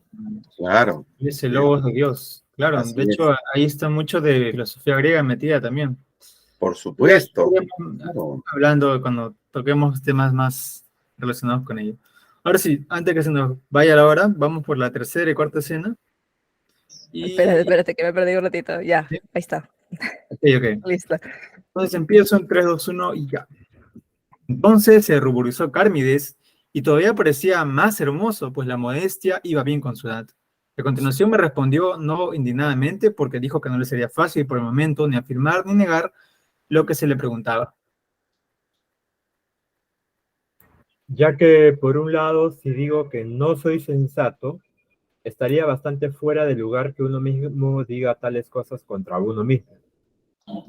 Por otro lado, haré que Critias, aquí presente, aparezca como embustero, y no solo él, sino otros muchos a quienes, por lo que cuentan, parezco sensato. Pero si a mi vez digo que sí y me alabo a mí mismo, es muy probable que esto parezca algo insufrible, de modo que no tengo nada que decir. Me parece muy puesto en razón lo que dices, Carmes. En mi opinión, tenemos que examinar justamente si ya tienes o no lo que estoy tratando de averiguar para que no te veas forzado a decir lo que no quieres, ni yo por mi parte me ponga sin criterio a ser de médico. Si pues te va bien, me gustaría indagar contigo, pero si no, dejémoslo. Pero claro que me va bien, de modo que en lo que a mí respecta, por donde tú mismo creas, Sócrates, que has de indagar, indaga. Me parece que esta sería la mejor manera de llevar la indagación, porque es manifiesto que si la sensatez es algo tuyo, tendrás una cierta opinión de ella, pues forzosamente estando en ti, en el supuesto de que lo esté, claro está, te suministrará una cierta sensación de la que se alce alguna posible opinión sobre ella, o sea, sobre qué es y cuáles son las propiedades de la sensatez, ¿no te parece? Claro que sí. En consecuencia, eso, lo que crees, puesto que sabes griego, tal vez puedas decírmelo con la precisión con la que te aparece. Tal vez. Bueno, pues tengamos un punto de apoyo que nos permita ver si hay o no en ti sensatez. Dime, ¿cuál es la opinión que tienes de ella? Y él empezó a vacilar y daba la impresión de que no quería responder, pero después dijo que la sensatez le parecía algo así como hacer todas las cosas ordenada y sosegadamente, lo mismo que si se va por la calle, si se dialoga o si se hace cualquier otra cosa. En resumidas cuentas, a mí me parece que es algo así como tranquilidad, por lo que preguntas. ¿Tienes razón en lo que estás diciendo? Pues es cierto que la gente tranquila se la llama sensata, Cármides. Veamos, sin embargo, si lo que dicen puede sostenerse. Porque no es cierto, dime que la sensatez es algo excelente. Claro que lo es, ¿Y qué es lo más excelente en la escuela? ¿Escribir las mismas letras con rapidez o con lentitud? con rapidez, ¿Y qué pasa con el leer? ¿Deprisa o despacio? deprisa. ¿Será pues también mucho mejor al tocar la cítara, hacerlo con soltura y al luchar hacerlo con agilidad? Sí, claro, ¿Y la lucha con los puños en el pancracio no pasará lo mismo? pasará lo mismo.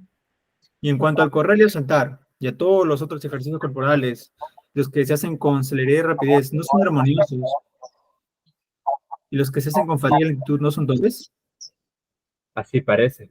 Y nos parece también a nosotros que lo que tiene que ver con el cuerpo no es lo lento, sino lo más rápido y lo más ágil, lo más excelente.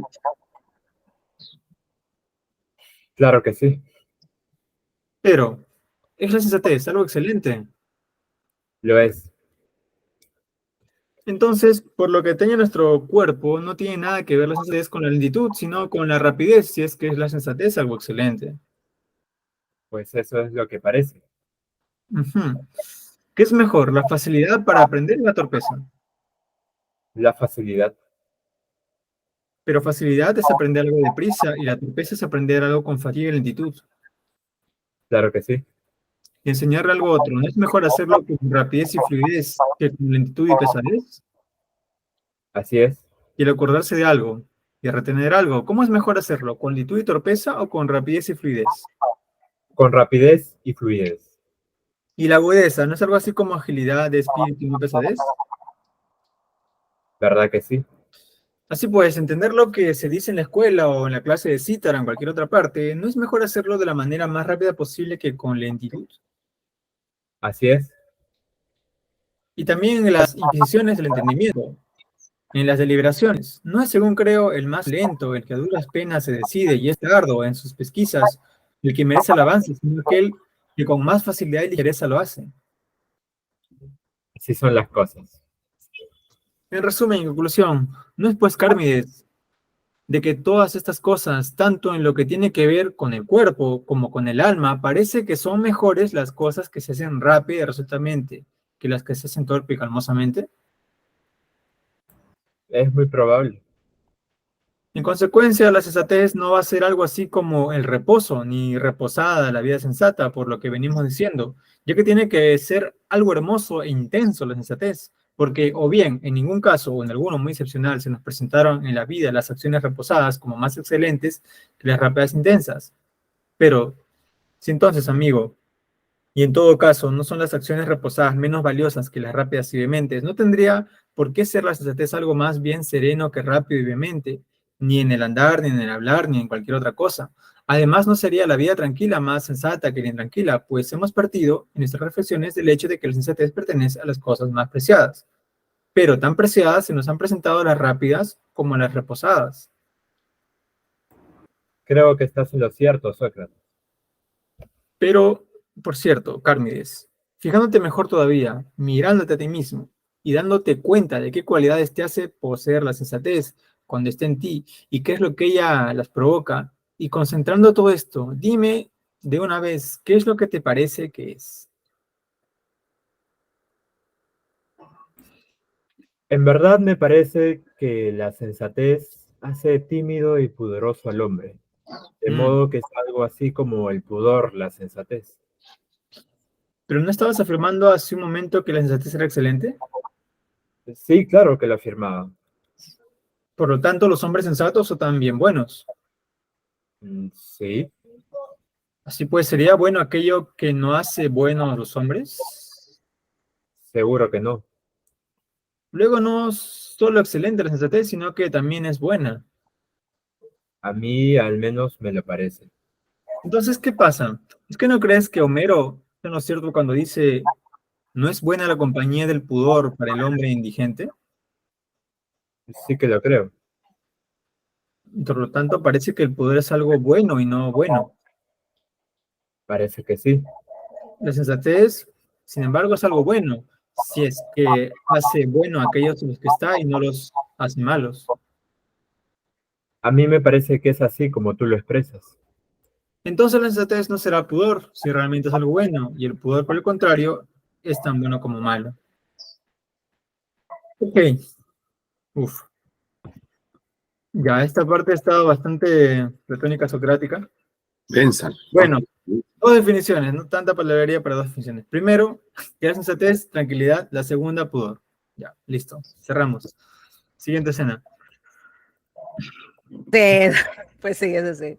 No, pero disculpa, pero no, Pero, pero parece que hay una contradicción, porque mira, el hombre, sensato necesariamente ha de ser, reposado o es intenso. ¿Mm? Claro, es que eso es ya claro, la misma mayéutica, ¿no? La misma forma en cómo Sócrates ve los argumentos, en fin, ¿no? O claro, sea, él al final quiere decir que no es ni una cosa ni la otra, porque él ni siquiera la sabe, ¿no? O sea, la sensatez claro. os parece que es alguien que va tranquilo, pero en verdad no, porque si fuera tranquilo, no sería excelente. Y como es Así algo es. excelente, no puede ser tranquilo. Esa es Y la que primera. Bueno, en el fondo está de por medio la vida. La vida es eso, pues. La vida es claro, constante claro. cambio. Ahora, también hay que tener otra vez el contexto, ¿no? Es el joven Carmides que a todos le dicen que él tiene la sofrosine, Mm, que él tiene esa sabiduría práctica, mm. y él mismo, pues bueno, se hace modesto, ¿no? En cuanto a O responder, sea, no decir cosas en pero punto. cuando se enfrenta a la pregunta, porque lo que pide Sócrates es lo siguiente: si tú tienes la Define. sofrosine, defínemelo. Tú debes Ajá, tener claro, porque Ajá, está, y ahí le hinca con la confianza en la palabra, pues, ¿no? ajá. Nosotros tenemos confianza en la palabra. Si tú sabes esto, explícamelo, Ujú, defínemelo. Entonces, claro, frente a este camino que le presenta al joven Cármides, pues el joven Cármides duda todavía, dice, ¿no? Dice que se pone tembloroso, como que no sabía qué responder. O sea, va percibiendo que el camino no es sencillo y se lanza con la primera respuesta, que es una respuesta que se suele tener en la educación noble, pues, ujú, porque a ellos le exigen que tengan un proceder lento, sosegado, un actuar tranquilo, con lentitud, sí. parsimonía, ¿no? mm. Ahora, esa es la respuesta comúnmente admitida, pues. Es que Pero lo que dice Sócrates es lo que pues menciona Max, dice, ¿no? La sensatez es algo, primero hay que tener como base que la sensatez es una virtud, por ende es algo excelente. ¿Todos Mm, estamos de acuerdo? sí. Todos estamos de acuerdo. Entonces, si me dices que es algo excelente, yo te digo que hay actividades que sí, en efecto, haciéndolas lentos, vamos a hacerlo de modo adecuado, ¿no? Ujú, Pero hay otras que exigen rapidez, mm, exigen fluidez, exigen estar avispados con la acción. ujú, Entonces, si me dices que esto es a la vez no excelente, o sea, que la lentitud es excelente en mm. todos los momentos, no estás equivocado. es cierto. Hay en algunos casos que la vida requiere ser rápido. Ajá. En cuanto al cuerpo y Entonces, el alma, ambas cosas. claro, Sí, exacto. así es. Tanto el cuerpo y el alma, pues. Guay. Entonces, y ahí estaba lo que tú mencionabas, creo que una de las reuniones, Max, esto de, por ejemplo, de que hoy día también igual se critica la rapidez de la vida, ¿no? Sí, Del estar intranquilo, claro que sí, pero claro, hay que tener matices siempre, ¿no? O sea, hay que tener uno del otro, pero en el momento adecuado. Ser Mm. rápidos o ser parsimoniosos o cuidadosos en el momento adecuado, y eso se aprende en la vida misma, obviamente.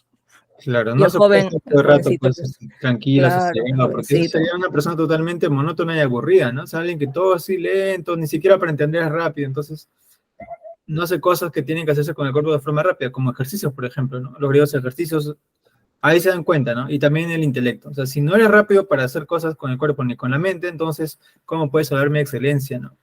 Y si la sensatez Claro, es excelente, entonces no, pues no capta todo el ámbito de lo excelente, entonces. claro. Entonces, claro, la primera conclusión sería, uno, la sensatez o la sofrosine es algo excelente Ujú, No y es tranquilidad, te claro. exige, claro, para tu vida, o sea, es tanto excelente en ciertos momentos proceder lento como el proceder rápido, ¿no? ajá.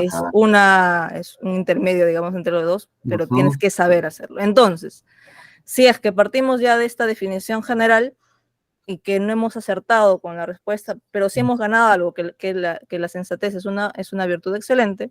Ahora vamos y mírate a ti mismo, le dice Sócrates, si mal no recuerdo. Sí, sí, Mírate a sí. ti mismo, examínate, autoexamínate y exploremos una mejor opción. Y ahí viene la segunda respuesta de Cármides. que consiste en que él justamente se analiza y frente a todos, porque la verdad que, no sé, me imagino la escena de cuando está Cármenes entre todos los jóvenes, entre todos los adultos y todos muriéndose por él. Y él enfrentándose y él manteniendo la calma, porque igual, o sea, se nota que Carmen de todas maneras mantiene cierta calma, mantiene esa modestia, entonces pues se ve a sí mismo, me imagino, con esa modestia y dice pues como segunda respuesta, entonces la sofrosine debería ser pues un sentimiento de vergüenza o pudor, ¿no? Hay dos. ¿No? No, Ajá. Y ya pues tenemos esa segunda respuesta. Ahora, pero la vergüenza y la modestia no siempre son buenas. Y aquí viene la segunda, ¿no? La sensatez debería ser algo excelente y bueno. Es una virtud practicada por hombres buenos, entonces debería ser algo bueno. Y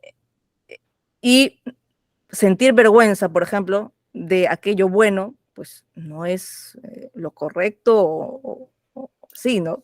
De hecho, aquí menciona en el texto, tú compartiste también un texto, Max, del Cármenes al Teteto, Perspectivas de la Doxa en Platón, de Carrasco Nicola, era una tesis creo que doctoral que lo compartiste. Enorme, sí. Claro, sí, bastante enorme sobre el texto.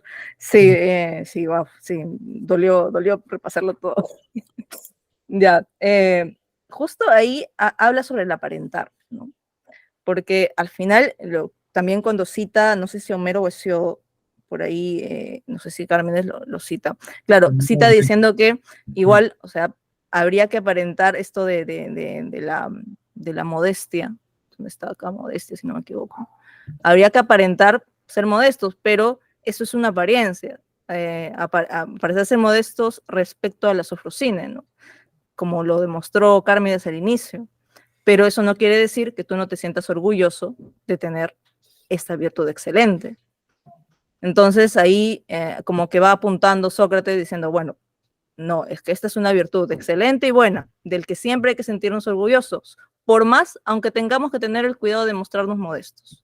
Entonces, pues no va por ahí tu segunda respuesta, Cármenes, ¿no? Y ahí le sigue cerrando el paso, digamos, al joven, que tal vez se sentía igual en lo divino, y que todos los veían como divino, se lo está bajando.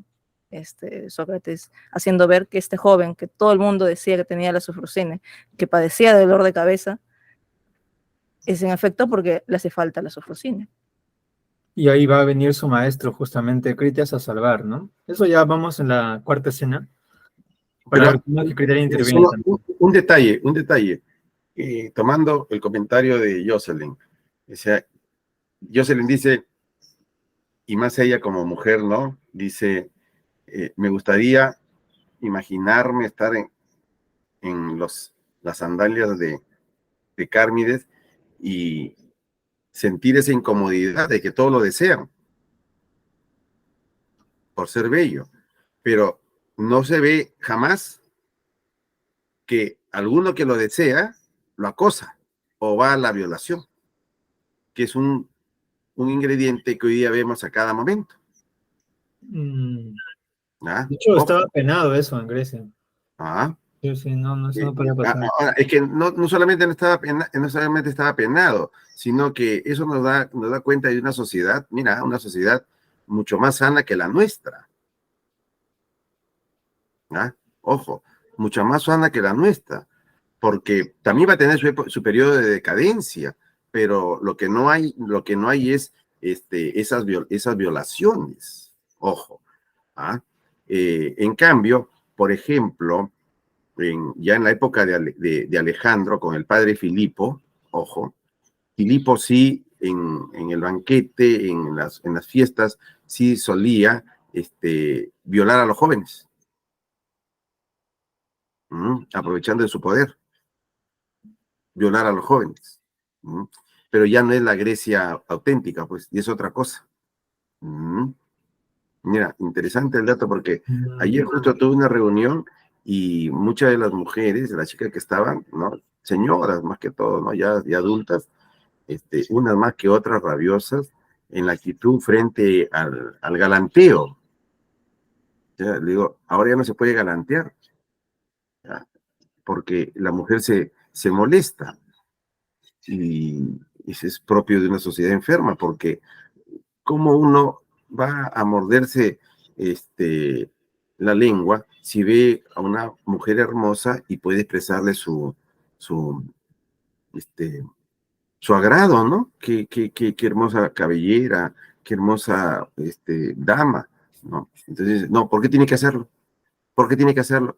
Todo empezó porque una de las partícipes de la reunión dijo que el taxista al bajar le dijo, gracias, linda, ¿ya? Al retirarse le dice, gracias, linda, pero te está haciendo ¿no? un halago. Y dice, ¿por qué tiene que hacerlo? O sea, lo dañino es que te diga eso y después te empiece a seguir, ¿no? A perseguir, pero ¿por qué?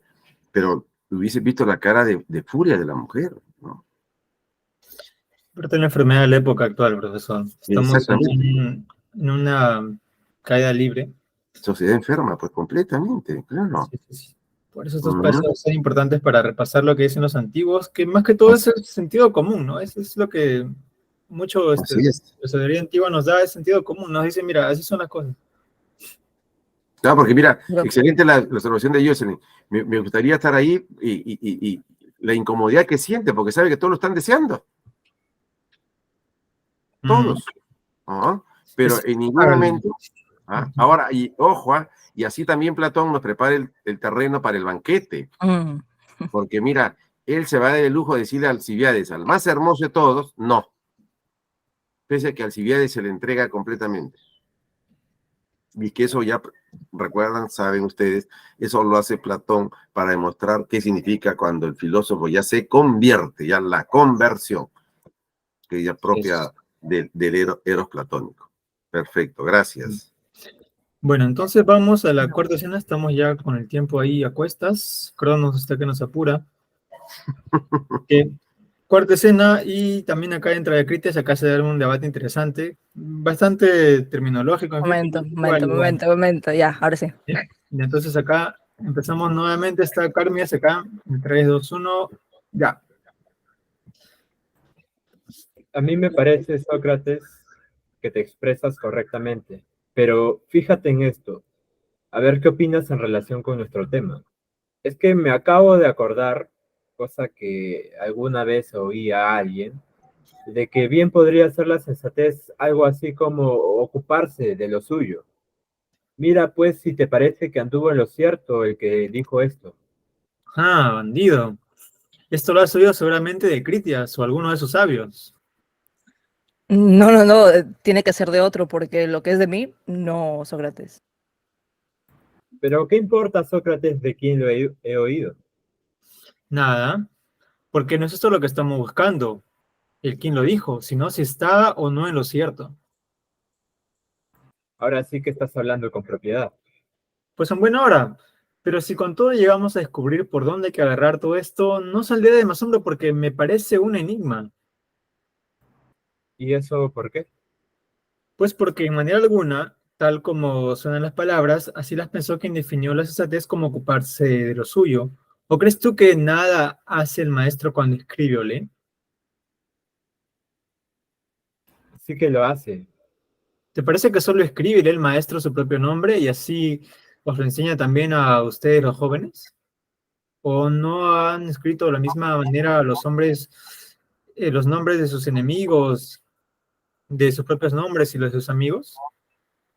Por supuesto que de la misma manera. ¿O en qué estaban metidos donde no los llaman cometiendo ellos insensateces? En absoluto. El caso es, pues, que no se ocupan de sus propias cosas, es que el escribir es un leer y ocuparse. Seguro que lo es. También el curar, querido amigo, el edificar, el tejer, en cualquier clase de arte, el llevar a cabo un trabajo son en cierto sentido un ocuparse. Y mucho que lo es. ¿No te parece a ti que estaría bien administrar una polis si se ordenase por ley que cada uno tejiese y lavase su propio manto, que cada uno cortase las suelas de sus propios zapatos, y así con sus vasijas, cepillos y con todas las demás cosas, de modo que llegasen a desentenderse de los demás, y no solo llevase a cabo lo que tiene que ver con él, sino, y todo ello sino de ocuparse? No es eso lo que me parece. Pero sin embargo, si la polis se administra sensatamente, estaría entonces bien administrada. ¿Y cómo no iba a estarlo? En consecuencia, no sería sensatez en estos casos y de este mismo modo el ocuparse de las cosas de uno mismo. No me parece que lo fuera. Entonces, da la impresión de que está hablando en enigmas quien definió la sensatez como el ocuparse de lo suyo, pues tan simple no era el que tal dijo. O era tal vez un tonto aquel que lo oíste decir esto, Carnides. De ninguna manera, sino que más bien parecía ser muy listo. Entonces, tanto más se me hace que fue definitivamente un enigma este el que te propuso. De forma que es difícil saber qué es esto de ocuparse de lo suyo. Probablemente. ¿Qué es lo que sería, pues, eso de ocuparse de lo suyo? ¿Tienes algo que decir? Por los dioses que no lo sé, pero igual pasa que el que lo dijo no sabía tampoco lo que tenía en la cabeza. Hmm. El tiempo que decía esto, se sonreía y miraba para Critias. Se veía que Critias, que desde hace rato se sentía atacado y con ganas de hacer méritos ante Carmides y los presentes, no fue capaz de contenerse ya más tiempo. Tanto más que pareció que era verdad lo que había supuesto. O sea que Carmides había escuchado de Critias esta definición de sensatez, de ocuparse de lo suyo. Así pues, queriendo Carmides no ser él, sino Critias quien tuviera que dar cuenta de la definición, le animaba haciéndole ver como que hubiera sido refutado. Critias apenas si podía ya contenerse y parecía que estaba empezando a enfadarse con Carmides como un autor con el artista que representa mal sus obras. De modo que mirándole fijamente le dijo, ¿Quieres decir, Carmides, que si tú mismo no sabes qué tenía en la cabeza quien definió la sensatez como ocuparse de lo suyo, el que tal definió tampoco lo sabía? pero muy bien Critias, que no lo sepa Carmides a sus años no es raro. Tú por el contrario, bien que lo sabrás por tu edad y tu cultura. Si pues estás de acuerdo en que la sensatez sea lo que éste dice y acepta su discurso, con mucho mayor placer examinaré yo mismo contigo si eso no es verdad lo que se ha dicho. Claro que estoy muy de acuerdo. Y acepto la discusión, Sócrates. Pues muy bien, ¿qué haces? Muy bien que haces esto. Y ahora dime, ¿estás también de acuerdo en lo que andaba preguntando antes sobre si todos los artesanos hacen algo? Sí, claro. Y en tu opinión, ¿hacen solo las cosas de ellos mismos o también la de los otros? También la de los otros. ¿Y obran con sensatez al no hacer solo las de ellos? ¿Y por qué no iban a obrar? Por nada, pero fíjate, no vaya a atascarse aquel que, partiendo de que la sensatez es ocuparse de lo suyo, va luego y dice que no hay nada en contra de que también sean sensatos los que se ocupan de las cosas de los demás.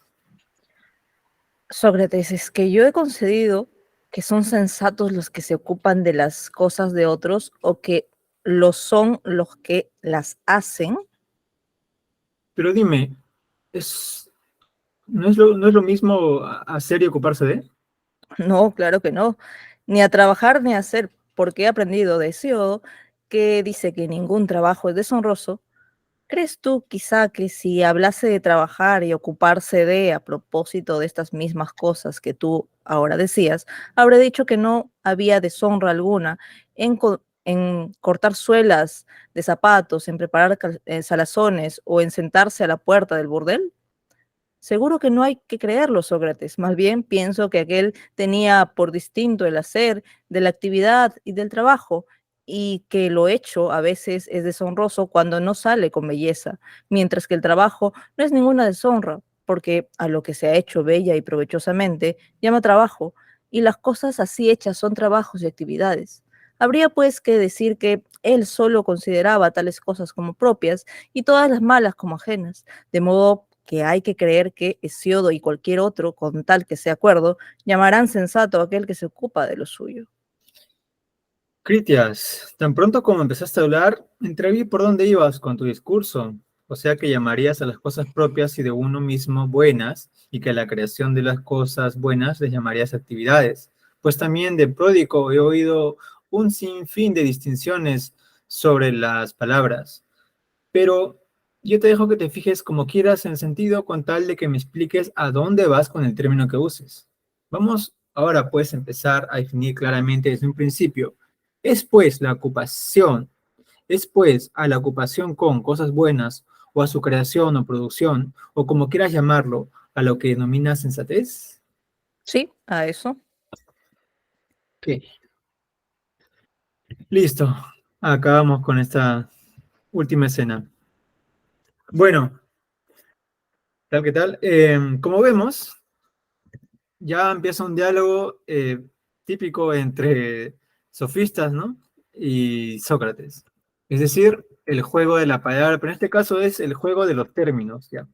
Y es lo que ocurre también actualmente en la filosofía, y Fernando no me dejará mentir, que se enredan con las palabras, y acá estamos claramente en un escenario así, ¿no? De enredándonos con las palabras. ¿Qué es esto de ocuparse de? ¿Qué es esto de hacer? Que no es lo mismo hacer que trabajar, que no es lo mismo trabajar de ocuparse de lo que tú llamas actividad, yo llamo trabajo, y lo que llamo trabajo, tú no lo llamas trabajo. Entonces, es típico, es un debate de filósofos modernos, ¿no? O sea, no estás usando bien los términos porque yo lo estoy haciendo de forma correcta y tú no, o no nos entendemos. Entonces, Flatus ya, Box. Flatus exacto. Box. Entonces, el mismo tema, ya que ¿qué es la sensatez? Ya está que se pierde, están más yendo al tema de, ¿está bien usada la palabra? ¿Está bien usado este verbo? ¿Está bien usado esta terminología? Ajá. Y estamos Qué en eso, genial, o sea, estamos en qué eso. genial, maestro, qué genial, maestro, qué lindo, cómo filosofa, qué lindo. Sí, pues más confusión, entonces, Fernando ya. Hoyos decía, Flatus Box es mejor pedo, mejor dicho, pedo, pedo y pedo. O sea, una sesión de pedorrera. Ujú, Y eso viene por Critias, porque Critias ujú. tiene una formación sofística. Entonces, Claro, los claro, sofistas le han enseñado a jugar con las palabras así. O sea, le así han es. enseñado a decir, ya, mira, define bien los términos, dale muchas definiciones, ¿no? Y entonces Ujú. así ya vas a poder tú sobrellevar la discusión. Bueno, ¿qué es ocuparse de lo propio, Dora? ¿Qué entiendes tú por ocuparse de lo suyo, de lo propio, ocuparse de lo que uno tiene, en fin? ¿Cómo lo entiendes tú? Al margen Eh, del juego de palabras. bueno, yo entiendo el ocuparse de lo propio en dos sentidos quizás, ¿no? Primero, ocuparse de lo propio es desarrollar aquello para lo cual, entre comillas, tienes talento o en todo caso tienes una mejor disposición, ¿no? Si estás Ujú. orientado más para los deportes o el ejercicio físico, entonces desenvuélvete mejor, o sería bueno que deberías desenvolverte en ese ámbito, ¿no? Si estás más interesado en los aspectos académicos, intelectuales, o en cualquier rama, entonces dirígete, ¿no? Haz lo propio a lo cual estás destinado, si se quiere, ¿no? Que es algo, digamos, que ya viene también de tradiciones antiguas, ¿no? Creo que en la República también se menciona los grupos que tienen que ocuparse de diferentes actividades. Entonces, es un poco el ideal, ¿no? En un mundo ideal, utópico, cada uno debería desenvolverse en aquellas actividades para las cuales, pues, tiene las capacidades y está en cierta forma destinado para ello, ¿no? Que, claro, es una base jerárquica que permite, pues, que, digamos, la comunidad, la sociedad funcione, ya que cada uno es como una suerte de engranaje que permite que todo fluya, ¿no? Que todo funcione en orden, que todo funcione bien, ¿no? Eso lo vemos en la Grecia antigua, ¿no? Lo vemos bueno, acá también, ¿no? En estas tierras americanas, ¿no? En las culturas autóctonas, nativas, lo vemos en la India, por ejemplo, ¿no? En la sociedad estamentada de las castas, ¿no? Que hay una suerte de explicación de por qué tales personas son Claro, kshatriyas o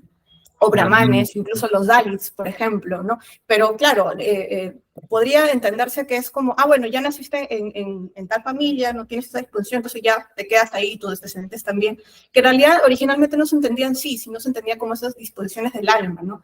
Puedes haber nacido en una casta de Brahman, pero estar destinado o tener la disposición a ser un guerrero o un comerciante, por ejemplo. Entonces, el nacimiento no necesariamente definía, no, era más una disposición interior, ¿no?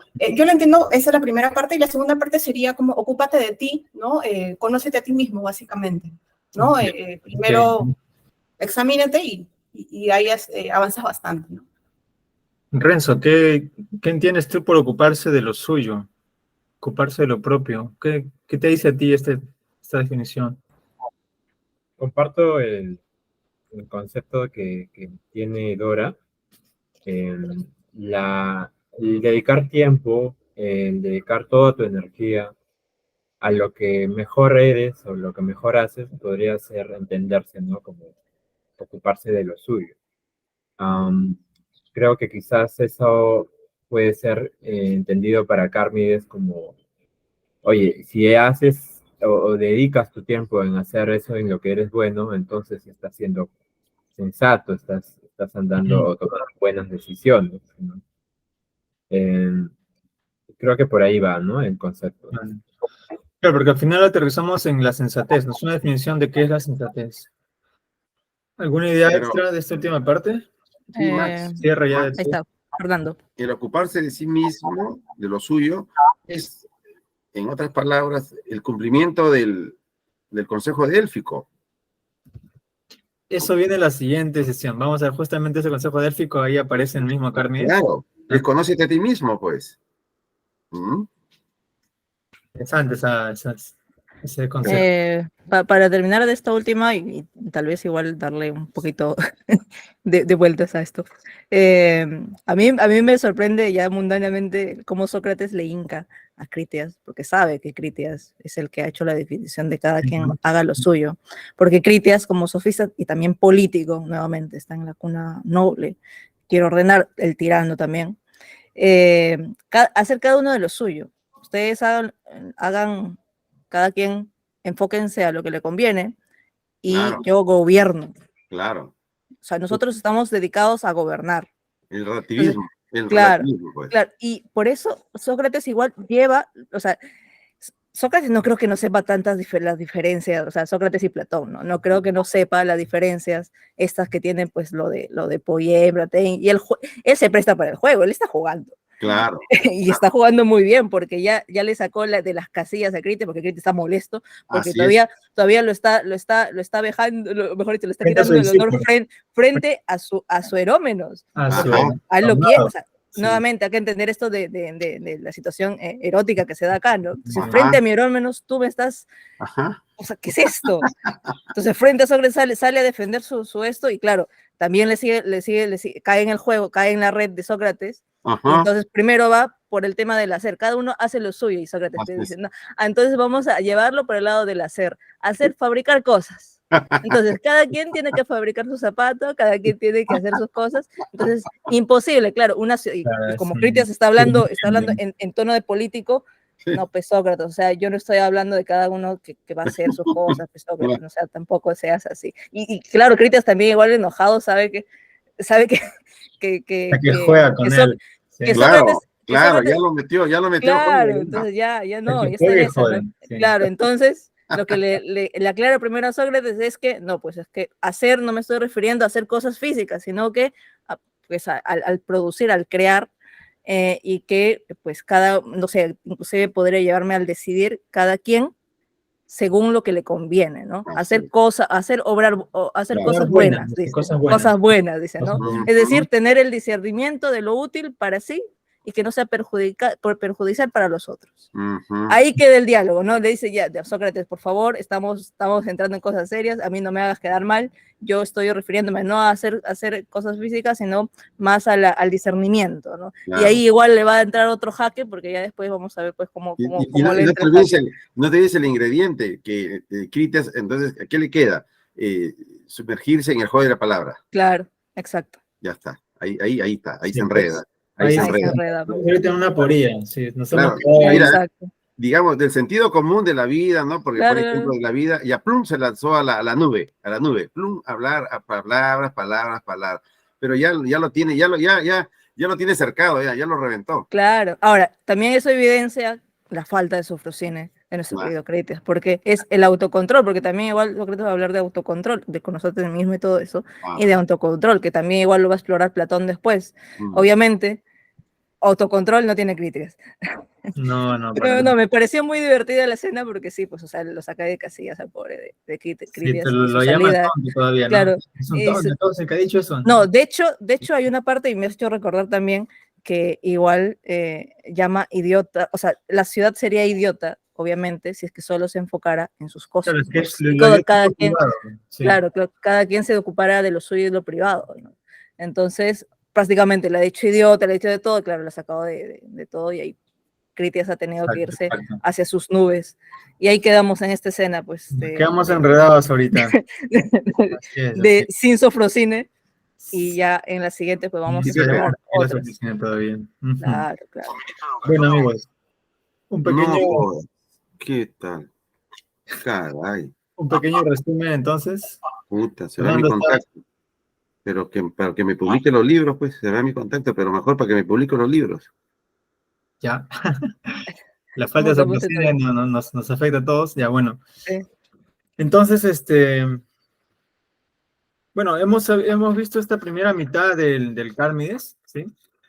Recordemos, estamos entrando ya a la parte más dura del diálogo, pero claro, en el inicio nos hemos dado un contexto, pero fascinante, ¿verdad? Hemos estado hablando sobre, eh, primero, la figura de Sócrates, cómo es que Sócrates, ¿no? Le interesa saber cómo está la juventud, cómo está la filosofía, ¿no? Le interesa mucho la belleza. Luego hay un joven que tiene dolores de cabeza y dice, ya, hay que curarlo, ¿no?